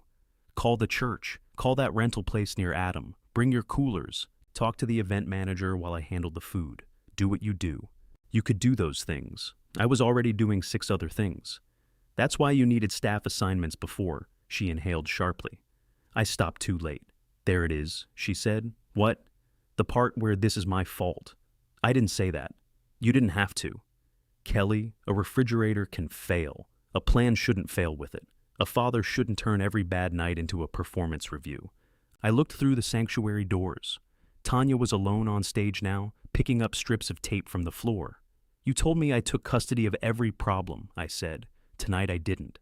You let me fail. No, I let you handle it. At least say you wanted me to learn a lesson. I wanted you to know you could do it. I already knew I could do it. I just didn't think I had to do everything alone. The lobby suddenly felt too bright. You weren't alone, I said. Marcus was there, Dana and Luis. You know what I mean. I did, Kelly's voice dropped. When you needed to prove you were useful, you would have crossed town in a storm. Now that we asked you to stop making us feel helpless, you're making sure we feel what it's like without you. That isn't what I'm doing. Then what are you doing? I looked toward the stage, at the sturdy walls I had helped build for a room that did not exist. I'm trying to have a life that doesn't begin every time one of you has a bad day. The silence after that was enormous. When Kelly spoke, her voice was flat. Congratulations. She hung up. Tanya approached while I was still holding the phone to my ear. Everybody's going for a drink, she said. You coming? No. She looked at my face but did not ask. I gathered my tools, checked all 5 doors, and left through the side entrance. At home, I turned on the kitchen light. The large table waited in the middle of the room, clean and empty. I set my toolbox on one chair and my phone on another. For years, usefulness had been the nearest thing I had to company. That night, I had neither. I woke at 4:16 convinced I had forgotten to turn off a burner. The kitchen was dark. The stove was cold. My phone sat where I had left it on the chair, a black rectangle in the light from the microwave clock. No missed calls. I opened the refrigerator, though I was not hungry. A container of soup, eggs, mustard, half an onion wrapped in plastic. Everything inside was cold. The small rush of relief embarrassed me. I closed the door and went back to bed. At 7, the family conversation still had nothing from Kelly. I wrote, "How did cleanup go?" I deleted it. I wrote, "Let me know if you want help reviewing the rental agreement." I deleted that faster. Finally, I sent, "I'm sorry last night was so hard." The message showed as delivered, then read. No answer. Denise called before 9. She lost $1,800, she said. "Good morning. Partial refund plus the replacement desserts." I'm sorry, that's becoming a popular phrase. What would you prefer? I would prefer you stop acting like the only options were doing everything or doing nothing. I did not do nothing. You stayed at a play, I was working. You were volunteering, that work still counts. I know it counts, Frank. You keep saying it like there's an asterisk. She exhaled. I heard a cabinet close. Kelly cried last night. Kelly hasn't cried in front of me since she was 23. That may be relevant. I sat at the kitchen table. My toolbox was still on the chair beside me. She wanted me to take over, I said. She wanted backup. She said, "Do what you do." What I do is exactly what she told me to stop doing. Then maybe you could have told her that. Without sounding glad, the refrigerator proved your point. I was not glad. You weren't sad enough. How sad is enough, Denise? That's not a measurement. Everything is a measurement. You just don't always have a number for it. She went quiet. I rubbed one hand over my face. I could have left, I said. Yes, I didn't want to. I know. That doesn't make me a bad father. No, but pretending you had no choice makes you dishonest. I looked at the chair across from me. For years, Denise had sat there every morning in a bathrobe, eating toast over the sink because she claimed plates created unnecessary obligations. Are you calling because Kelly asked you to? I said. No, then why? Because I know you. You're going to make a case in your head where every decision was reasonable, and then you'll sit there alone, wondering why reasonable didn't feel better. That sounds like something you rehearsed. It came to me while cleaning my coffee maker. It needs vinegar, not bleach. Oh, for God's sake. She hung up. I stared at the phone. Then I called her back. What? She answered. Vinegar, I said. 1 part to 1 part water. I am blocking your number. You've threatened that since 1998. Kelly thinks you wanted her to fail. I didn't. Tell her she's not answering, then wait. Waiting was Denise's solution to most things. It had not saved our marriage, but neither had any of mine. The play ran again that night. Door 2 behaved. Door 4 developed a squeak during the quietest scene, and the audience laughed every time it opened. Tanya told me not to fix it until after the performance. "It's getting laughs," she whispered. "It's not supposed to. Tonight it is. That's how standards collapse. That's how comedy works." After the bows, I removed the hinge pin, rubbed it with wax, and put it back. Tanya stood with her arms folded. "You couldn't let us have one more squeaky night?" "No. You're a destroyer of joy. I'm preserving hardware." The cast was going to a bar 2 blocks away. The retired pharmacist invited me 3 times, forgetting the first 2. I said no twice. On the 3rd invitation, I heard Denise telling me I would sit alone with a reasonable case. "All right," I said. The bar was narrow and loud, with framed license plates covering the walls. We pushed 3 tables together. I sat at the end, close enough to leave without making anyone move. The playwright, Daniel, bought the first round because he said the door mistake had created the biggest laugh of opening night. "It was not a mistake," the pharmacist said. His name was Walter. He had remembered his improved version of events perfectly. "We discovered it in rehearsal. You discovered it during the performance," I said. "Best time." Tanya raised her glass. "To discovery." They toasted my error. I had spent most of my working life in hospital maintenance, where an error did not get applause. A door opening early could mean an alarm, an unsecured ward, or a patient where a patient should not be. I had trained myself to see small failures before they grew teeth. At the bar, the table rocked because one leg was short. I noticed it immediately. I did not fix it. Every few minutes, someone had to catch a drink. Nobody died. Daniel folded a coaster and pushed it under the leg without consulting me. Tanya saw me watching. "You okay?" she asked. "Terrible workmanship." I meant generally. "I know." I checked my phone under the table. Still nothing from Kelly. Tanya did not ask again. She told me a story about Walter wandering into the wrong production the year before and staying through the entire rehearsal because he did not want to be rude. Walter denied it, then described the other play in detail. I laughed hard enough to forget the table. That was the worst part when I thought about it later. For nearly an hour, I forgot. The next rehearsal went smoothly. Then another performance. The lake house survived its storm, the couples forgave one another, and every door closed on cue. I sent no reminders to my family. Nobody asked about the play. Sunday dinners in our family had never followed an official schedule, but they happened often enough to create an expectation. Denise usually announced them in Mercerish with a time and a warning about what not to bring. Around noon, Adam posted a photograph of a roast chicken, attempt 2. No screws involved. The chicken sat on Kelly's kitchen counter. Behind it, slightly out of focus, Denise was opening a bottle of wine. Marcus's blue shirt showed at the edge of the frame. I enlarged the photograph. 4 plates were set on the table. There was no message before it, no invitation I had missed. I scrolled upward anyway. Kelly replied, "Better than bathroom chicken." Adam wrote, "Low bar." Denise sent a laughing face. Then, 3 minutes later, Denise's response disappeared. She had realized. I put the phone down and took a package of ground beef from my refrigerator.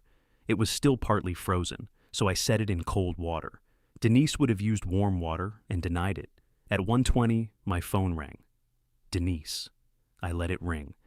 Not to punish her.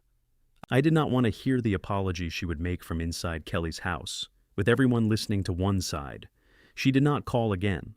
I made a hamburger in a cast-iron pan and ate it at the large kitchen table. The meat was dry. I had cooked it too long because I kept checking my phone. At 4, Adam's photograph was gone. At 6:30, Kelly sent me a private message. "You're really not going to say anything?" I read it several times. "About what?" I wrote. The message showed as read immediately. "Dinner," I typed. "I assumed you didn't want me there." She called. "You assumed?" she said when I answered. "I wasn't invited. You saw the picture?" I did. And there were 4 plates. You could have asked. Asked what?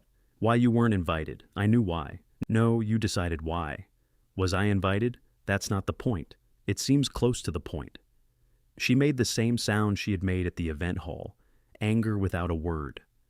"I wanted one dinner where nobody sat there judging me," she said.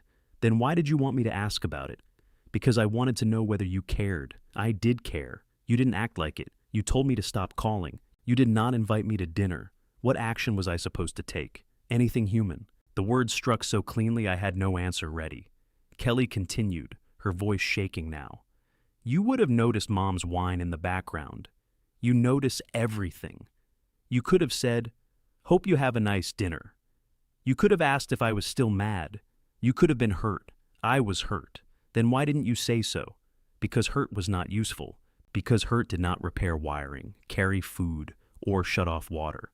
Because the last time I told Denise I was lonely, 20 years earlier, she had said she was sitting right beside me, and I had not known how to explain that those facts could coexist.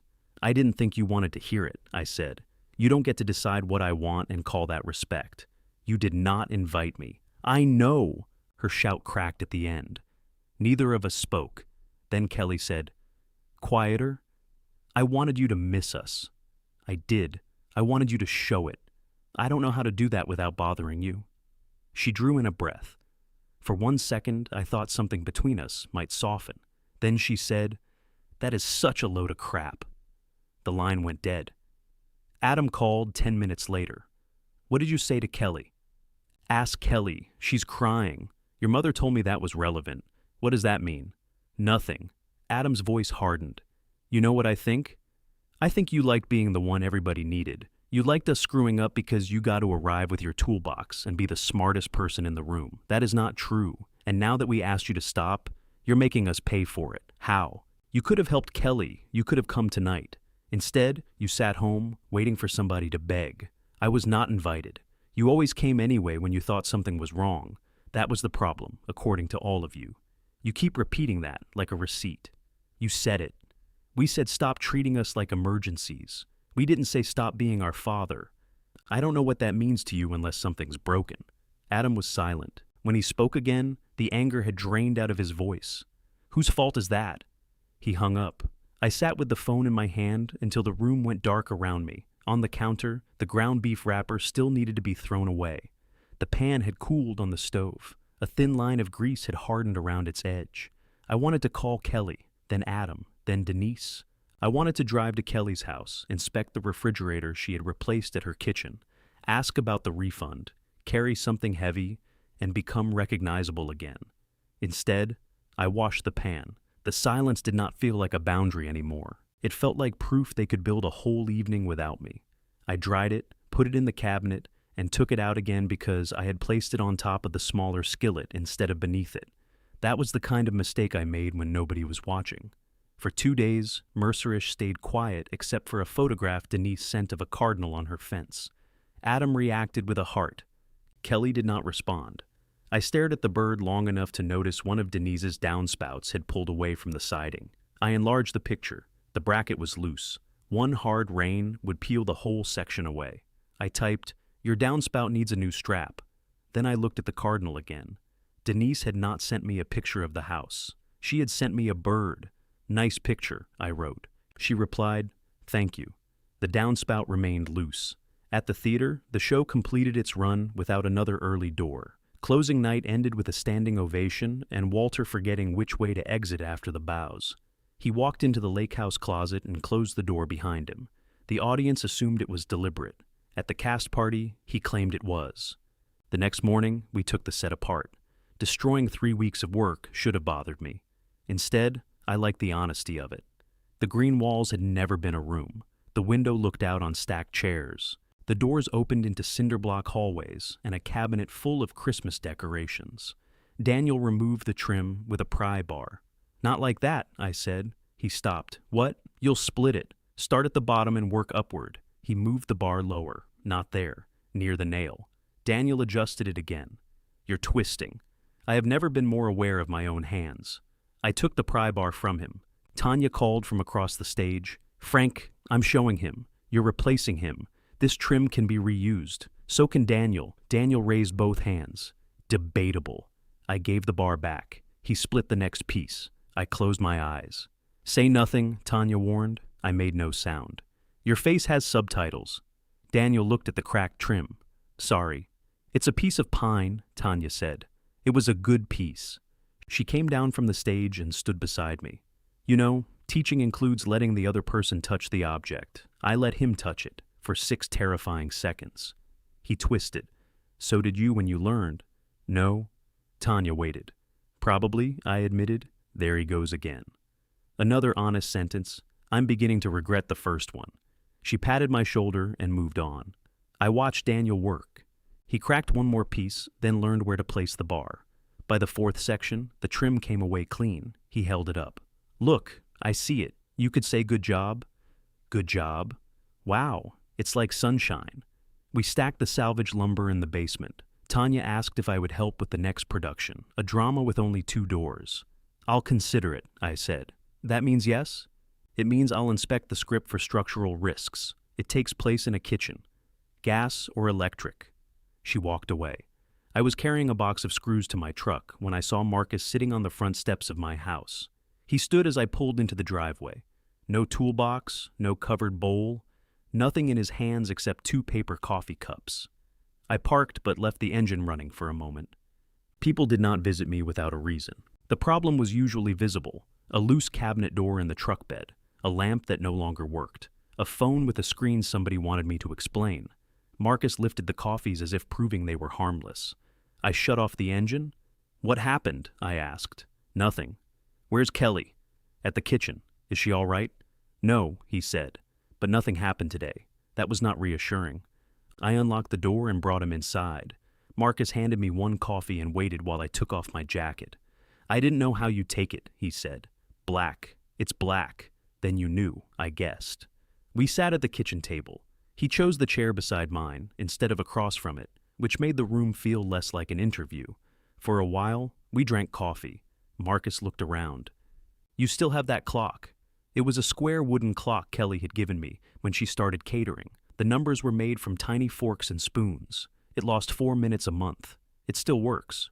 Sort of. 4 minutes is not a serious defect. From you, that's growth. I looked at him. Kelly told me it loses time, he said. The coffee was not very good. I drank it anyway.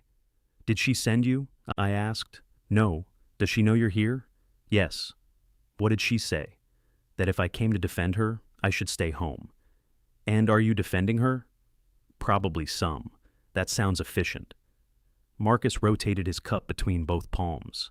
I'm not good at this, he said. Nobody who says that ever follows it with good news. Kelly misses you. I studied the seam in the side of my coffee cup. She has my number. She doesn't know how to call you. She did fine when the refrigerator failed. That's what I mean. Outside, a truck passed slowly, its trailer rattling over the patched road. Marcus continued. When she needs something, she knows who you are. You're the guy who comes. When she doesn't need something, she's not sure what the 2 of you do. We talked about a cake box, she told me. It was a terrible description. She thought it was funny. She also told me to stop calling. She told you to stop making every call feel like a warning. She said the words, "Stop calling us, Dad." I remember because I was present. She was angry. So was I. My words still count. Marcus nodded. They do. He did not soften it or argue. That left me with nowhere to push. I didn't come here to tell you she was right, he said. Not entirely. Generous. I was mad when you stayed at the theater. I know. I had the client asking whether the food was safe. Luis buying ice, Dana trying to save the desserts, and Kelly calling you like you had a second refrigerator in your pocket. I have coolers. Yes, Frank, we all know you have coolers. Despite myself, I smiled. Marcus did too, then became serious again. If you'd shown up, Kelly would have handed you the whole mess. You would have taken it because you always take it. Then later, she would have complained that you took over. Thank you. That doesn't mean you handled it well. There it is. You sounded like you wanted her to learn something. I peeled at the cardboard seam on my cup. Maybe part of me did. Which part? The part that drove across town when she smelled heat and got told I was the problem. The part that heard all of you agree with her. Marcus nodded slowly. That part of you was probably pretty happy when Adam called about the pipe too. Not happy. What word do you want? I thought about the 3 seconds of satisfaction when Adam realized I was not coming. Vindicated. That's a dangerous feeling in a family. You rehearsed that? No. It sounded smarter than I expected. I laughed once. Marcus leaned back. The wooden clock ticked above the refrigerator, taking its time incorrectly. Kelly doesn't think you wanted the business to fail, he said. Not really. She said I let her fail. She was humiliated. The client stood in the kitchen counting everything that went wrong. Kelly was trying not to cry, and you were asking for temperature readings. That was important. I know. But you never said, "That's awful. I'm with you." I said I was sorry. After. Comfort after the solution, I said. Marcus looked at me. Denise said that. She's right sometimes. Don't tell her. I'm married into this family. I'm not reckless. I folded the empty cup inward. Kelly's always been capable, I said. More than Adam, if we're being honest. I'm comfortable being honest about that. She started that business from nothing. First big dinner she did, she rented a kitchen with an oven that ran 40 degrees hot. She called me at 5 in the morning. I brought 2 thermometers and stayed all day. She still has one of those thermometers. She never told me. She remembers. I looked toward the clock. She was 32, I said. She didn't need her father hovering around. Maybe she did that day. That's the trouble. I never knew which day it was, so I treated every day like that day. Marcus let the silence sit. After a minute, he said, "You called because you were lonely." It was not phrased as a question. I called because things needed attention. The taillight needed attention. The outlet needed attention. Adam's vanity needed attention. Yes. Did you? I pushed the crushed cup away. Marcus looked down, perhaps deciding he had gone too far. After the divorce, I had learned the sounds a house made when one person lived in it. The water heater clicking, ice dropping into an empty bin, the refrigerator motor starting after midnight. At first, I kept the television on. Later, I discovered the voices made the quiet clearer. I didn't want them to feel responsible for me, I said. So, you made them responsible for your advice. That sounds like Kelly. It's mine. It's good. Thank you.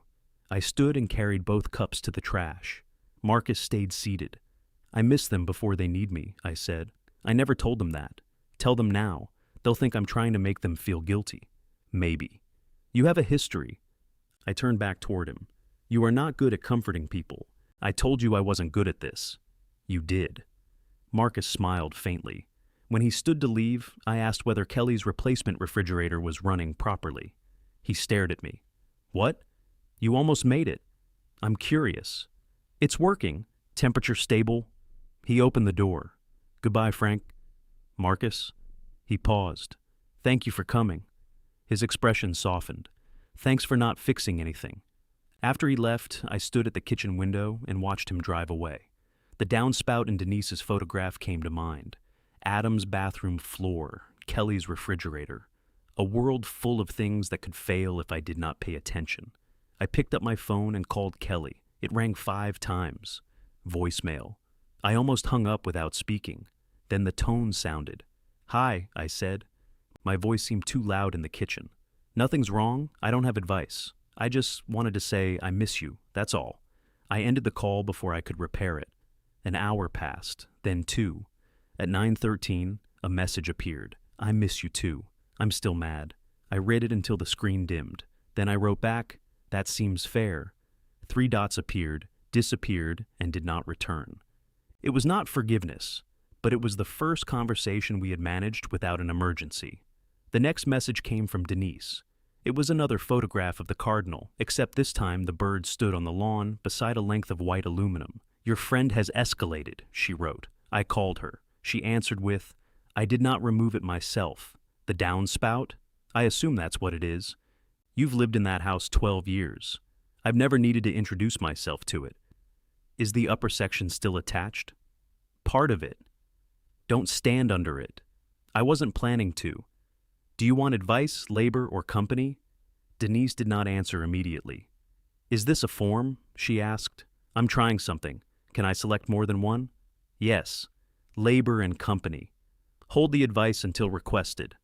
I'll come after lunch. Tomorrow is fine. The forecast says rain tonight. I knew there would be a loophole. It's already loose. After lunch, she said. Bring the correct strap. She hung up. I arrived at one with a new aluminum bracket, screws, sealant, and no ladder. Denise owned a ladder. I was making a point to myself, though I was not sure what it was. She came outside carrying 2 glasses of iced tea. You brought a tool belt. You requested labor. It's very theatrical. Belts existed before theater. She handed me a glass. Advice is still on hold. The downspout had separated at the elbow and pulled one strap from the brick. It was a simple repair. I explained nothing. Denise stood at the bottom of the ladder, one hand resting lightly on the side rail. You saw it in the picture, she said. Yes, and didn't say anything. You sent me a bird. I sent the house too. Incidental background. So if I had sent a picture of a woodpecker beside a gas leak, I would have mentioned the gas leak. Good to know there's a threshold. I set the screw and climbed down. Denise tested the downspout by tugging it. Don't do that. Advice. That was an emergency. She tugged it again, smiling. Inside, she made coffee. The house still contained pieces of the life we had shared, though none of them looked the way I remembered. The round kitchen table had been mine before we married. She had painted it blue. Our old floor lamp stood beside her couch under a shade printed with yellow birds. I had replaced its switch twice, the second time 6 months after the divorce. Denise put a mug in front of me and sat. I'm sorry about Sunday, she said. You didn't plan it. I accepted the invitation. You're allowed to eat chicken without me. I knew why Kelly hadn't invited you. Did you? She said she needed space. From my judgment. Yes. And you disagreed? I understood. I drank the coffee. It was stronger than mine. Then why apologize? Because when Adam posted that photograph, nobody said anything. We all waited to see whether you would. So it was a test. A little. That makes it better. No. She folded both hands around her mug. I should have called you before dinner. You did call after. You didn't answer. I know. I almost came over. Why didn't you? I thought you might want to be alone. I looked at her. Denise closed her eyes briefly. I hear it. Good. We're all very bad at this. At what? Wanting each other without turning it into a task. The clock above her stove made a faint grinding noise every minute. I noticed and did not offer to fix it. Kelly and Marcus all right? I asked. Denise's gaze shifted. What? They were tense at dinner. You weren't there. I know them. She's been working constantly to make back the money from the event. Marcus is helping after his own job. They're tired. Have they said something? Kelly complained. Marcus got quiet. He gets quiet when he's angry.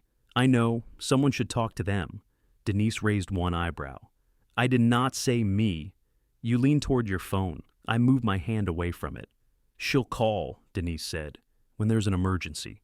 Maybe this time answer the person before the emergency. I thought about that while driving to the theater. The next production's kitchen had only 2 doors, but it also had cabinets. Tanya had found old ones from a home remodel and wanted us to attach the fronts to shallow boxes so actors could open them without needing an actual wall cavity. I sent Adam a photograph. Saturday? Coffee at the theater? His reply came 10 minutes later. What broke? Nothing. Then why do you need me? I don't. The 3 dots appeared, vanished, and returned. That's unsettling. He came anyway. Adam walked into the sanctuary holding 2 coffees and studied the half-built kitchen. This looks like a furniture showroom after an earthquake. It's early. Which part are you fixing? Nothing currently. He handed me a cup. So, we're just going to stand here? We could sit. On what? I pointed to 2 folding chairs. He looked around as though expecting Tanya to assign us a purpose. She was painting near the stage. She waved at him and kept working. We sat in the empty front row. Adam drank coffee. I drank coffee. On stage, Tanya's roller made a soft, wet sound against the wall. This is weird, he said. Yes. Did Marcus tell you to do this? No. Mom? No. Are you dying? Not today. Then why am I here? I wanted to see you. He looked down into his cup. All right, he said. It was not a dramatic moment. No music played. Eddie came through the side door carrying hinges and dropped half of them, which ruined whatever solemnity might have developed. Adam helped pick them up. After that, he stayed. He had no experience building stage scenery, which did not prevent him from having opinions. He suggested using magnets for one cabinet front, so an actor could remove it during a scene. It was a better idea than the latch Tanya had planned. I told him so. Can you say that again? He asked. No, I want to record it. You'll make it strange. It's already strange. You invited me to sit in silence in a fake kitchen. We attached the cabinet front.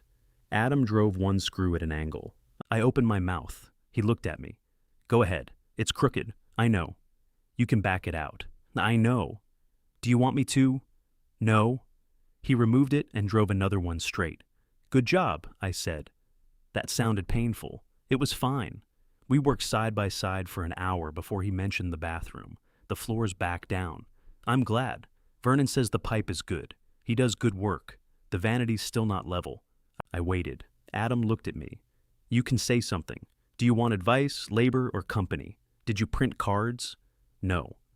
Advice. I told him to loosen the wall fasteners, adjust the shims, and tighten them gradually from one side to the other. He listened without flinching. "That's all?" he asked. "That's all? No lecture about screw length?" I assumed the wall covered it. He laughed. Then his expression changed. "I shouldn't have said you liked us screwing up. I did like being needed. That's not the same thing. Sometimes it got close." Adam leaned against the stage counter. "I knew what would happen when I called about the pipe," he said. "I thought you'd complain for 5 minutes and then come. When you didn't, it felt like you were saying I wasn't worth the drive. I was saying I had somewhere else to be. I know that now. I also wanted you to learn a lesson." He nodded. "I knew that too. I'm sorry." "For not coming? For enjoying the part where you realized I wasn't coming?" Adam rubbed a thumb along the edge of the cabinet. "That's pretty messed up." "Yes. I'm sorry we treated your time like it was always ours." I looked at him. "That's pretty messed up too," he added. "Yes." He smiled faintly. "Good. We're healed. Completely." On his way out, he stopped beside Tanya. "Don't let him install 5 doors, he told her. "I've read the case file," she said. "Kelly called while I was sweeping sawdust. Not an emergency. Want to taste something?" I went to her catering kitchen with no tools in my truck, except the ones that always lived there. The damaged outlet had been replaced. A bright orange inspection sticker sat on the panel. The new refrigerator hummed against the far wall. I did not touch it. Kelly set a small plate in front of me, 2 slices of chicken with a pale sauce. "Lemon cream," she said. "Replacement for the sauce we lost." I tasted it. "Well, do you want honesty or encouragement?" "Honesty." "Too much lemon." She took my fork, tasted it, and frowned. "Damn it. It's not bad." "You just made the face." "What face?" "The one you make when coffee is flavored syrup. That is a serious face." She smiled despite herself. Marcus came through the back door carrying a box of glass jars. He saw me, shifted the box against his chest, and said, "Hey, need a hand?" I asked. "I've got it." He set the box on the table harder than necessary. Kelly looked at him. "Those were supposed to come yesterday." "They did." "They went to the old address. Why didn't you check the confirmation?" "I did. Then you would have seen the old address, or you could update the account." "I thought you did. I don't run the business, Kelly." The room went quiet. Marcus opened the box and inspected a jar. Kelly wiped sauce from the counter with a folded paper towel. "Nobody said you did. You say it every time something goes wrong. That's not fair. I have my own job. I can't keep leaving early because somebody delivered napkins to the wrong building. I didn't ask you to leave early. You sent 6 messages. I was trying to find out where you were. I was at work." Kelly glanced at me. I suddenly understood what it felt like to be the scratch in the table everyone looked at instead of one another. "I should go," I said. "No," Kelly said quickly. "We're fine." Marcus laughed once without humor. "Do not," she told him. "I didn't say anything." "You did." He took the box into storage. Kelly stood with both hands on the table. "Sorry," she said. "For what? That? You don't owe me an apology for arguing with your husband. We're just tired." "I know. He acts like helping me is some trap." I looked toward the storage doorway. "Do you want advice?" I asked. "No." "All right." She seemed irritated that I accepted the answer. Then she pushed the plate toward me. "Try it again. It hasn't changed. Just try it." I did. It still had too much lemon. I told her so. Before I left, Kelly hugged me. It was brief and tight, her forehead against my shoulder. "Still mad?" I asked. "Yes, me too." "Okay." That night, at 11:48, my phone rang. Kelly's name filled the screen. I answered. Her breathing came unevenly across the line. "Marcus left," she said. I sat up in bed. "What happened?" "He packed a bag. He said he needs a few days." "Where did he go?" "I don't know. Maybe his brother's." "Are you alone?" "Yes." Then, before I could ask anything else, she said, "Dad, can you call him?" No, I said. The word came out too quickly. Kelly stopped breathing for a second. No, I'm not calling Marcus. You don't even know what happened. He left because he needs space. Me calling him would give him less. You talked to him. He came to your house. Yes. So call him and explain that I'm exhausted. Tell him the event job messed everything up, and I haven't been myself. He knows those things. Then tell him I need him to come home. I can't do that. Her breathing sharpened. Of course you can. You've been talking everybody through everything for my entire life. This isn't mine to talk him through. Right. You only interfere when nobody asks. I put my feet on the floor. The bedroom was cold. I'll come over. And do what? Sit with you. I don't need somebody to sit with me. What do you need? I just told you. And I said I won't call him. She gave a small, broken laugh. Then why did you even answer? Because you called me. That used to mean something. It still does. What? That I'm coming over. I ended the call before she could tell me not to. My jeans were folded over the chair.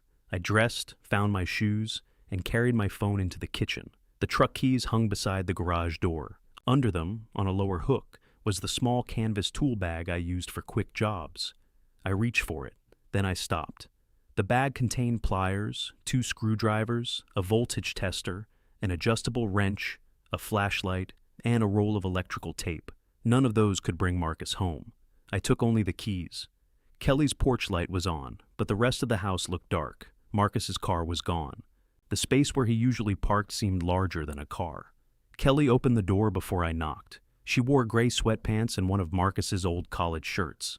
Her hair was tied into a knot that had mostly failed. I said, I didn't need you to come. You also said you were alone. I'm not afraid to be alone. I know. She stepped back. I entered and took off my jacket. I made a point of hanging it on the hook beside the door instead of keeping it on. Marcus's jacket was gone. The hook where it had been swung slightly from the movement of the door. The living room looked normal. 2 glasses stood on the coffee table, one with a thumb of wine left in it. A folded blanket had fallen halfway off the couch. The television was paused on a cooking competition, a woman frozen with both hands over her mouth. What happened? I asked. Kelly picked up the wine glass and carried it to the kitchen. I thought you weren't going to interrogate me.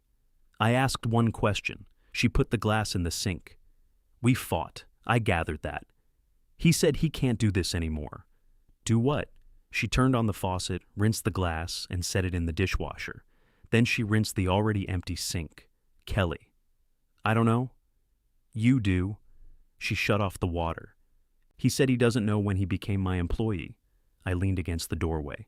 He's not my employee. No, he volunteered to help. Yes, he knew the business mattered to me. Yes. Can you say anything besides yes? Yes. She glared at me.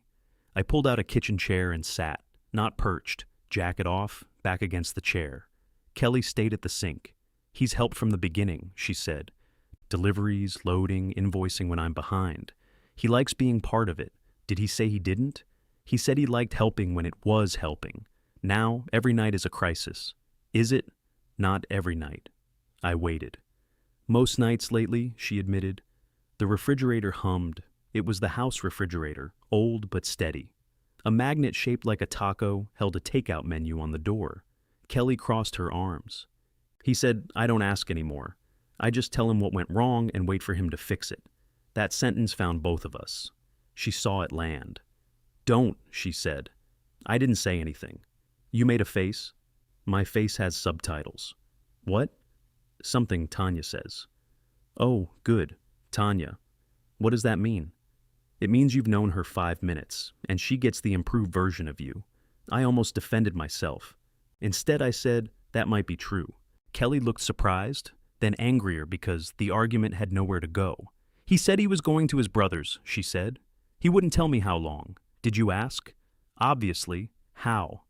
What does that mean? What words did you use? She pulled out the chair across from me, but did not sit. I said, so you're just leaving? That isn't asking how long. He was packing a bag. What did you want him to do? Stop? Did you say that? I shouldn't have to narrate basic human emotions. People aren't smoke detectors, Kelly. They don't know what's happening because you make a noise. She stared at me. That sounded better in my head, I said. It sounded exactly like you. She sat. For a while, neither of us spoke. The clock above her stove showed 12:32. It was 6 minutes fast. I had said it that way when she moved into the house because Kelly had always been late. She knew I had done it. She had never corrected it. I told him he was acting like you, she said. How? Punishing me because I needed too much. I folded my hands on the table. What did he say? He said, at least you were honest when you stopped showing up. I wasn't. He thinks you were. I wanted all of you to understand what I had been doing. I told myself that was different from punishment. Was it? Not every time. She looked down. I thought if Adam handled the pipe, he would understand why I called so much. I thought if you handled the refrigerator, you would appreciate how many times I'd saved the day. Did you want the food to spoil? No. Did you want me to lose money? No. But I looked at the empty hook in the entryway. But I wanted to be missed, I said. Kelly's eyes filled. She turned her face away as if that could hide it. I did miss you. I know that now. You could have just told me. I didn't know how. That's not good enough. No, you were the dad. I still am. Then you were supposed to know. I knew how to keep the basement dry. I knew which sound your first car made before the alternator went. I knew you hated peas unless they were mixed into mashed potatoes. I still hate peas and mashed potatoes. You ate them because you watched. I did too much of that. Kelly wiped beneath one eye with the heel of her hand. You always knew what to do, she said. I knew what to do with things. You knew what to do with us. No, I kept you busy while I tried things. She gave a damp laugh. When you and Mom split up, I thought if I needed you enough, you wouldn't leave me too. The words stopped me. You were 31, I said. So I didn't think, I know how old I was. I didn't leave you. You left the house. Your mother asked me to. I know, I'm not saying it was rational. She looked toward the living room, at the frozen woman on the television. You came over every time I called. Shelves, faucets, that stupid cabinet door that never stayed closed. I kept finding things. I know. Did you? The cabinet door was fine. Her head turned back. You knew? I adjusted the hinge the first time. The next 3 times, nothing was wrong. Why didn't you say anything? Because you made coffee. Kelly covered her mouth. A laugh came through, then turned into a sob. I started to stand. She held up one hand. Don't. I stayed seated. She cried with her face turned away, shoulders moving inside Marcus's shirt. Every part of me wanted to cross the table, put my arms around her, and tell her Marcus would come back.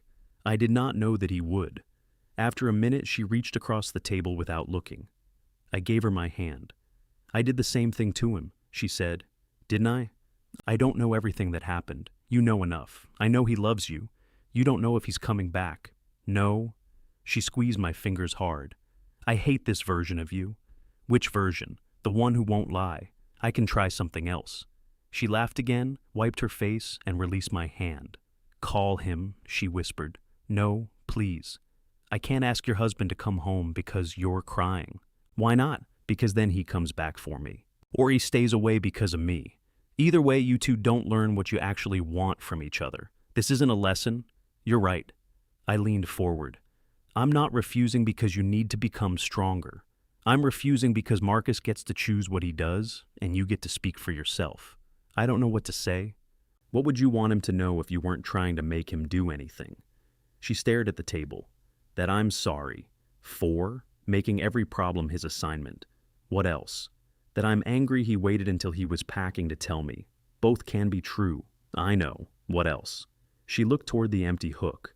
That I don't want him to come home because Dad called him. I nodded. Okay, don't say good job. I wasn't going to. You were thinking it? My face has subtitles. She reached for her phone, then stopped. What if he doesn't answer? Then he doesn't answer. What if he says he's done? I'll still be sitting here. She picked up the phone. I looked away while she opened Marcus's name. She did not call. She recorded a message, deleted it, recorded another, and deleted that too. On the 3rd try, she spoke softly. Hey, I'm not asking you to come home tonight. I'm sorry I turned helping me into your second job and then got angry whenever you clocked out. I'm also angry you left before we could talk without yelling. Both things are true. I love you. Call when you're ready." She listened to it once and sent it. Then she set the phone face down. "What now?" she asked. "We wait." "I hate waiting. You get that from your mother. I get it from you. That too." We sat at the table as the house settled around us. Once the refrigerator motor clicked off, and Kelly's eyes moved toward it. "It's fine," she said before I could. I didn't say anything.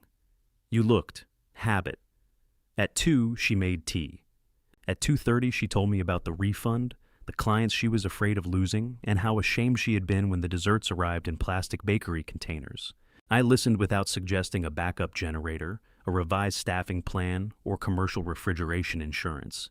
It nearly killed me. At 3:12, Marcus replied, "I'm safe. I love you too. I need tonight. We'll talk tomorrow." Kelly read it twice. He didn't say he's coming back. No, he didn't say he isn't. No. She pushed the phone away. "Can you stay?"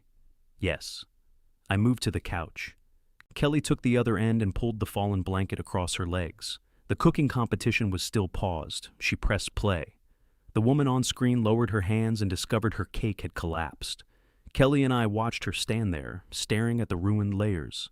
Neither of us tried to tell her how to fix it. The cake looked worse after the commercial break. The judges cut into it anyway. Kelly fell asleep before they announced who went home. Her head rested against the back cushion, mouth slightly open. At some point, she had pulled most of the blanket away from me.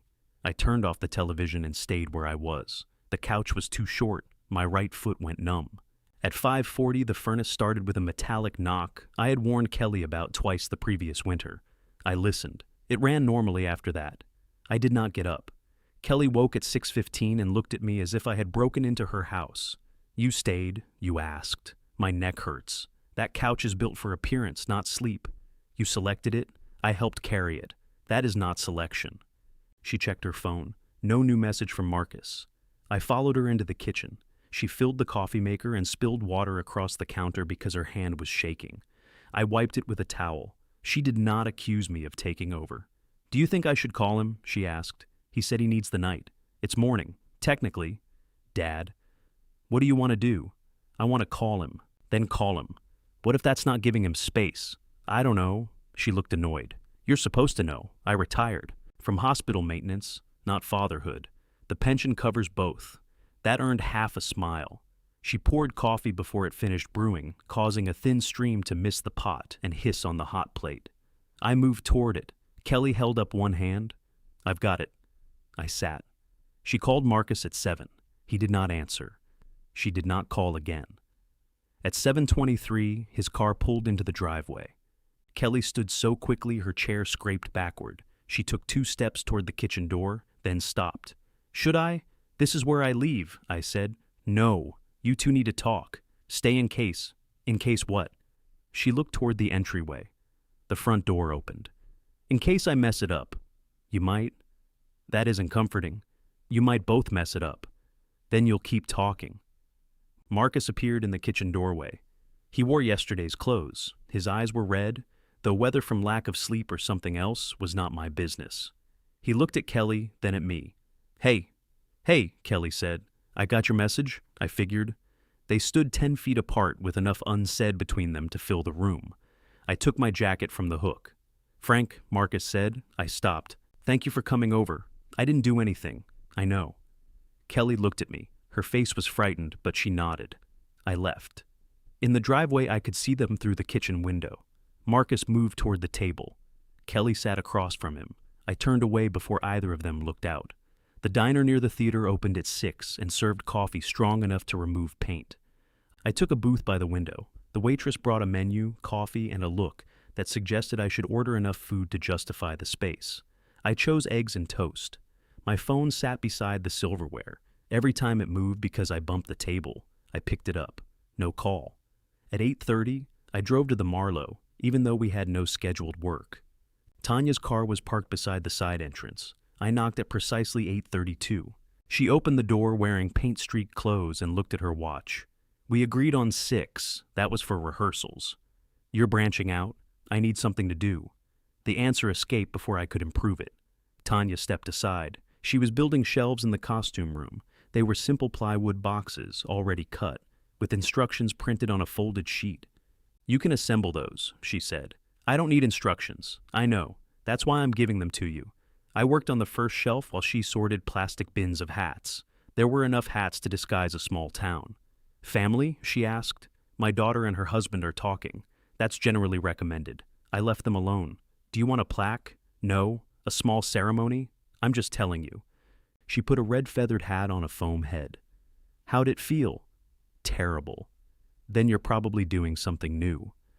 I tightened a screw, checked the corner, and loosened it half a turn because the instructions said not to overdrive. They might split up, I said. Tanya stopped sorting. I'm sorry, I could have called him last night. Would that have kept them together? It might have brought him home. That isn't what I asked. No. She sat on an overturned bin. Do you always know which question is most irritating? Directing? I was married once, she said. I looked over. 14 years. We were very good at solving the same argument and terrible at having a different one. After a while, every discussion ended exactly where it started. What happened? We stopped discussing. I'm sorry, I'm not. Not anymore. She replaced the hat with a black bowler. People think an intervention proves love because it changes the scene. Sometimes love is leaving the scene alone long enough for the people in it to speak. That sounds like something in a program. I'm putting it in your volunteer evaluation. I wasn't aware there was an evaluation. There is now. She returned to the bins. My phone rang at 10:17. Kelly. I left the shelf half assembled and answered in the lobby. Hi. Her voice was tired but steady. Is he there? Yes. Are you all right? No. But not terrible. I sat on the edge of the old ticket counter. What happened? We talked. That's vague. You've become very demanding for someone committed to not interfering. I asked one question. Marcus is going to stay with his brother a few more nights. My chest tightened. He says he wants to come home. He just doesn't want us to pretend this didn't happen. That sounds reasonable. I hate reasonable. You get that from your mother. I get it from both of you. You just use different props. What else? He's not helping at every job anymore. We're making a schedule. 2 evenings a week, if he agrees ahead of time. And I'm hiring temporary help for large events. Good. Don't. I said one word. It was the way you said it. I'm glad. That's better. I heard movement behind her, a cabinet opening. He said something about you, she said. What? He said you could have called him and gotten him to come back last night. He's probably right. He said he would have been furious, but he would have come. That sounds like Marcus. He thanked you for not doing it. I looked through the lobby doors at the rows of empty seats. Are you angry that I didn't? I asked. Part of me is. Which part? The part that wanted this fixed before morning. I know that part. I also know you stayed. You asked. Yeah. Her voice changed. You never tried to tell me Marcus would definitely come back. I didn't know. You didn't tell me everything would be fine. I didn't know that either. You just sat there. I watched an entire hour of competitive baking. You hated it. It was irresponsible cake construction. Kelly laughed softly. Then she said, Thank you. The words made my throat tighten. I'm sorry, I said. For the cake show? For teaching you that I loved you fastest when things went wrong? She was quiet. I knew you loved me other times. I'm not sure I showed it. You tried. I inspected. You also brought the coffee I liked even when I didn't ask. I bought it on sale. Dad. All right. Behind me, the side door opened and Tanya crossed the lobby carrying a box of shoes. She saw I was on the phone and kept walking. I used to find reasons to come over, Kelly said. After the divorce. The cabinet door. The faucet, too. The faucet actually dripped. Not that much. No, I thought if things stopped breaking, you'd stop coming.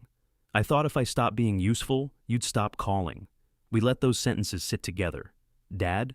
Yes? Call me sometimes. I don't want to. Call once. If I'm working, I'll call back. What am I supposed to say? Tell me about a terrible cake. I can do that. I know. We hung up. I finished the shelf. Tanya inspected it with theatrical seriousness. One screw is overdriven, she said. I stared at her. She smiled. How does it feel? Cruel. You'll survive. When I left the theater, I called Denise. She answered with, What's wrong? Nothing. Is Kelly all right? She and Marcus are talking. I knew about that. Of course you did. Kelly called me. I wanted to ask you something. That sounds worse. Why did you keep calling me after the divorce? Denise did not respond. I could hear traffic around her. Then a car door shut. Can I call you when I get home? She asked. Are you driving? I just parked. Then why, Frank? Sorry. She called back 10 minutes later. I kept calling because you answered, she said. That is not an answer. It's the first one.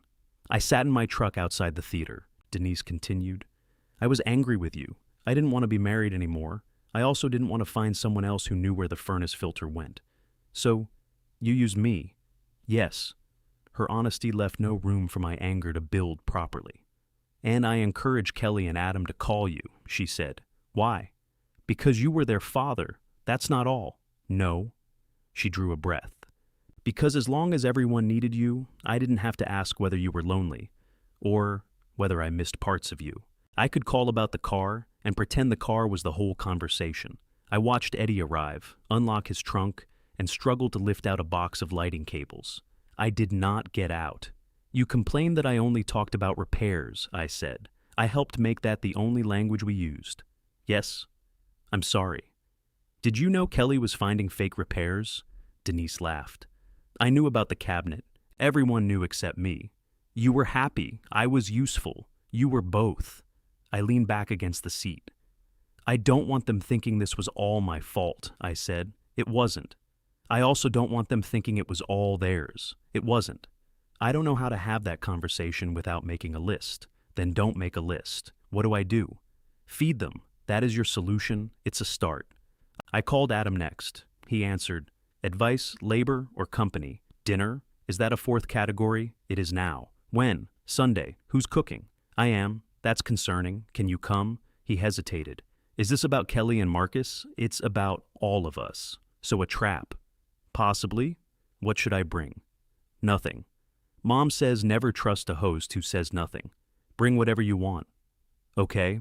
I called Kelly, then Marcus. I invited him separately because he was not an attachment to my daughter. He said he would come if Kelly wanted him there. I told him I wanted him there. He went quiet, then said yes.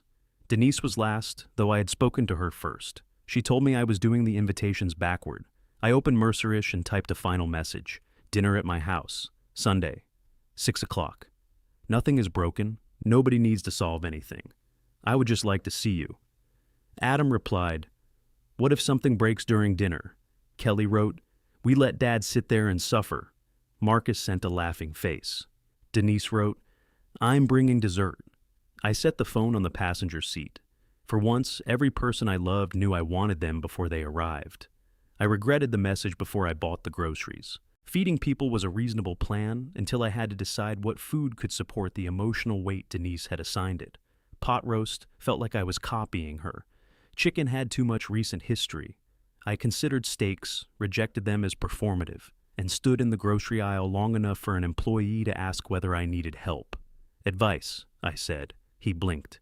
Dinner for 5, I clarified. 6 if you're eating. That was not an encouraging start. I made beef stew. It was difficult to ruin, improved while sitting, and required no last-minute heroics. I bought bread from the same bakery Denise liked and a bag of the coffee Kelly preferred, even though nobody would drink coffee with stew.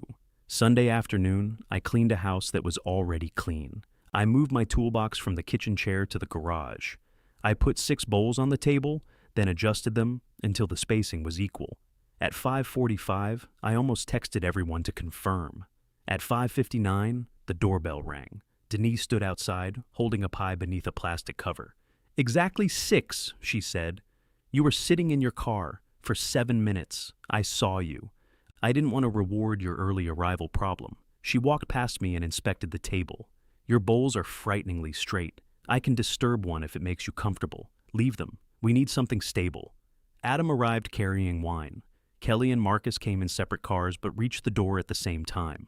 They stood on the porch deciding who should enter first until Kelly said, "This is ridiculous," and stepped inside. Marcus was still staying with his brother. I knew because Kelly had told me, not because I asked. They had met for dinner twice and argued both times. The second argument had been shorter. Kelly considered that progress. I took her coat. "Smells good," she said. "It's stew." I identified it without an inspection. That's growth.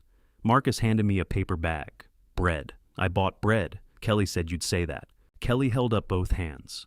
I am not responsible for bread communication. We put both loaves on the table. For the first 20 minutes, nobody mentioned why we were there. Adam told us his software project had finally moved its customer records. I understood more this time. Kelly described a tasting where a client asked whether gravy could be less brown. Denise said her mechanic had replaced the wheel bearing and then tried to sell her windshield wipers she did not need. How do you know you didn't need them? I asked. 5 faces turned toward me. What? I said. Denise smiled. They were replaced in March. Then you didn't need them. Thank you. We ate. The stew was good, not perfect. The carrots were softer than I wanted, but I kept that private. Halfway through his bowl, Adam said, "Are we going to discuss the trap?" "What trap?" Denise asked. "The reason Dad summoned us. I invited you. You said it was about all of us. It is. So, here we are. All of us." Marcus set down his spoon. Kelly looked at me. I had planned words, not a speech exactly, but several useful sentences in a sensible order. With everyone watching, they left. "I'm sorry," I said. Adam glanced at Kelly. "For what?" she asked. "That is a dangerous question. You invited us." "I know. I folded my napkin once. When you told me to stop calling, I heard something you didn't say." Kelly's expression tightened. "What did you hear?" Marcus asked. "Stop wanting us." The room went still. I continued before anyone could rescue me. "You said I made you feel watched. You said every call felt like I expected something to go wrong. You were right. I called too much, and I often called because I was lonely, then pretended I was concerned about weather or tires or outlets." "You were concerned," Adam said. "Yes. But that wasn't all." I looked at Kelly. "When I stopped calling, part of me was respecting what you asked. Part of me was hurt. And part of me wanted all of you to discover how much I had been doing." Kelly nodded slowly. "I did," she said. "I know. I still think you let me fail. I know. Do you think you did?" I considered giving the answer that would move us forward fastest. "I think I could have helped more without taking over," I said. "I also think I was allowed to stay at the theater. Both are true." Her eyes dropped to her bowl. "I wanted you to understand what it felt like when I didn't come. That part was punishment." Denise leaned back. Adam rubbed his thumb against the stem of his wineglass. "I'm sorry," I said, "especially for making your worst night carry a lesson you didn't ask for." Kelly swallowed. "Thank you." Her voice was small. She cleared her throat. "I shouldn't have said stop calling." "No, you should have. Not like that." "No, I was angry because you were right about the outlet, and I hated how scared I felt when I saw it. You walked in and knew what to do. I felt 12 years old and 39 at the same time. You were capable at both ages. You didn't always act like it." "No." She moved her spoon through the stew without eating. "When you stopped showing up, I thought maybe showing up was the only part of us you liked. It was the part I understood. I know that now." Adam put down his glass. "I helped make it normal," he said, "calling you before I tried anything. You put a screw through a pipe. One time. One memorable time. I also got the floor back down. You did." He looked almost disappointed that I had not added a correction. "I called Kelly after Marcus left," he said. "I asked if she needed me to come over. She said no, so I started telling her what she should do." Kelly pointed her spoon at him. "For 40 minutes.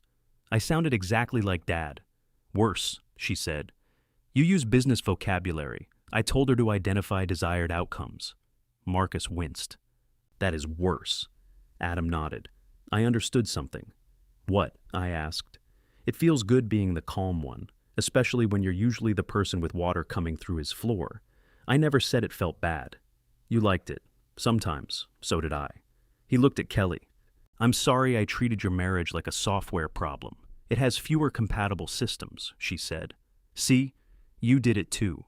She smiled. Denise had been quiet. "That was never accidental." "Your turn," Adam told her. "I didn't realize we were taking turns. You made this family. Your management." "She resigned," I said. "With cause," Denise added. Then she looked at Kelly and Adam. "After the divorce, I encouraged you to call your father whenever something happened." Kelly frowned. "You told us to stay close to him." "I did. I also told you he liked helping." "He does," Adam said. "I knew he would come if you needed him. It meant I didn't have to ask whether he was all right. It kept him connected without requiring any of us to discuss why he was spending evenings alone in that house. I stared at the table. Denise continued. I treated his usefulness like proof he didn't need anything. Then I complained when he didn't know how to ask. You didn't make me do it, I said. No. But I benefited from it. Kelly looked between us. Did you miss Dad? Denise considered the question. I missed parts of him. Which parts? Adam asked. The parts that are none of your business. He leaned away. Fair. Denise gave me the look she used when she wanted me to understand something without turning it into hope. I missed the person who knew me, she said. I did not miss being married to him. Also fair, I said. She nodded. Marcus had not spoken for several minutes. Kelly looked at him, then away. I use Frank too, he said. You called me 3 times about your garage door, I said. It was a complicated door. It had 2 tracks. The point is, when something happened with the business, I called you because it was easier than arguing with Kelly. If you fixed it, I gotta be supportive without saying I was overwhelmed. Kelly's face tightened. You could have told me. I tried. You got quiet. Because every time I said I couldn't help, you heard I didn't believe in you. And when I asked for help, you heard I was assigning you a shift. Lately? Yes. They looked at each other across the table. The rest of us became very interested in Stu. Marcus spoke first. I want to come home. Kelly's spoon stopped. I want that too, she said. That doesn't mean we're done talking. I know, and I'm not available for every event. I know. Please stop saying you know when you mean you don't like it. I know, and I don't like it. That I believe. Kelly smiled, but her eyes were wet. She reached across the table. Marcus took her hand. I wanted to say something reassuring. I wanted to point out that wanting was not the same as being ready, and that they should agree on the business schedule before he moved back. I ate a carrot, Denise noticed. Are you unwell? She asked. I'm eating. You have an opinion. I have several, and they didn't ask. Kelly turned to me. He comes home tomorrow. I waited. Company, she said. That's what I want from you. I'm glad. Thank you. Adam raised his glass. 2 clearly labeled requests. Marcus lifted his. Advice, labor, company, or dinner. Dinner is company, Denise said. Dinner has stew, Adam replied. It's its own category. We drank to that. Nothing was settled in one evening. Kelly was still angry about the event job. I was still angry about the birthday dinner. Adam still believed emergencies should qualify for faster service, especially his. Denise still called me about her car and began with, I'm not asking you to fix it, before asking what the noise meant. But the shape of things changed. Marcus went home. He stopped helping at every catering job, and Kelly hired extra staff when a contract required more than her regular crew could handle. They argued about the cost. Then they made a schedule and argued about that. The arguments belonged to them. Adam called to tell me the vanity was finally level. Do you need anything? I asked. No, I wanted you to know. Then he told me about work, and I understood nearly 2/3.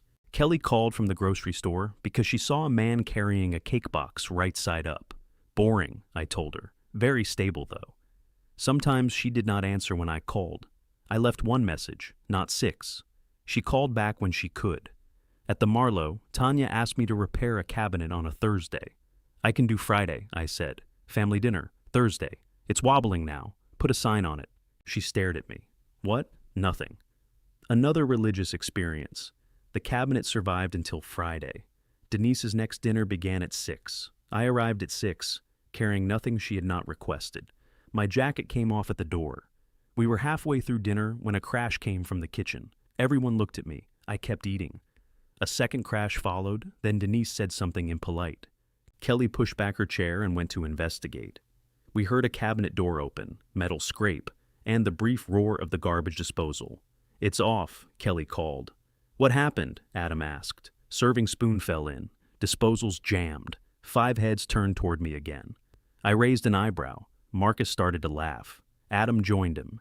Even Denise laughed from the kitchen. Kelly returned carrying the bent spoon. Handled, she said. She sat beside me, close enough that her shoulder touched mine. Too much lemon in the sauce? I asked. Don't push it. We ate for a minute. Then Kelly said, So what's the next play about? A family trapped in a kitchen. She looked toward the jammed disposal. How many doors? Only 2.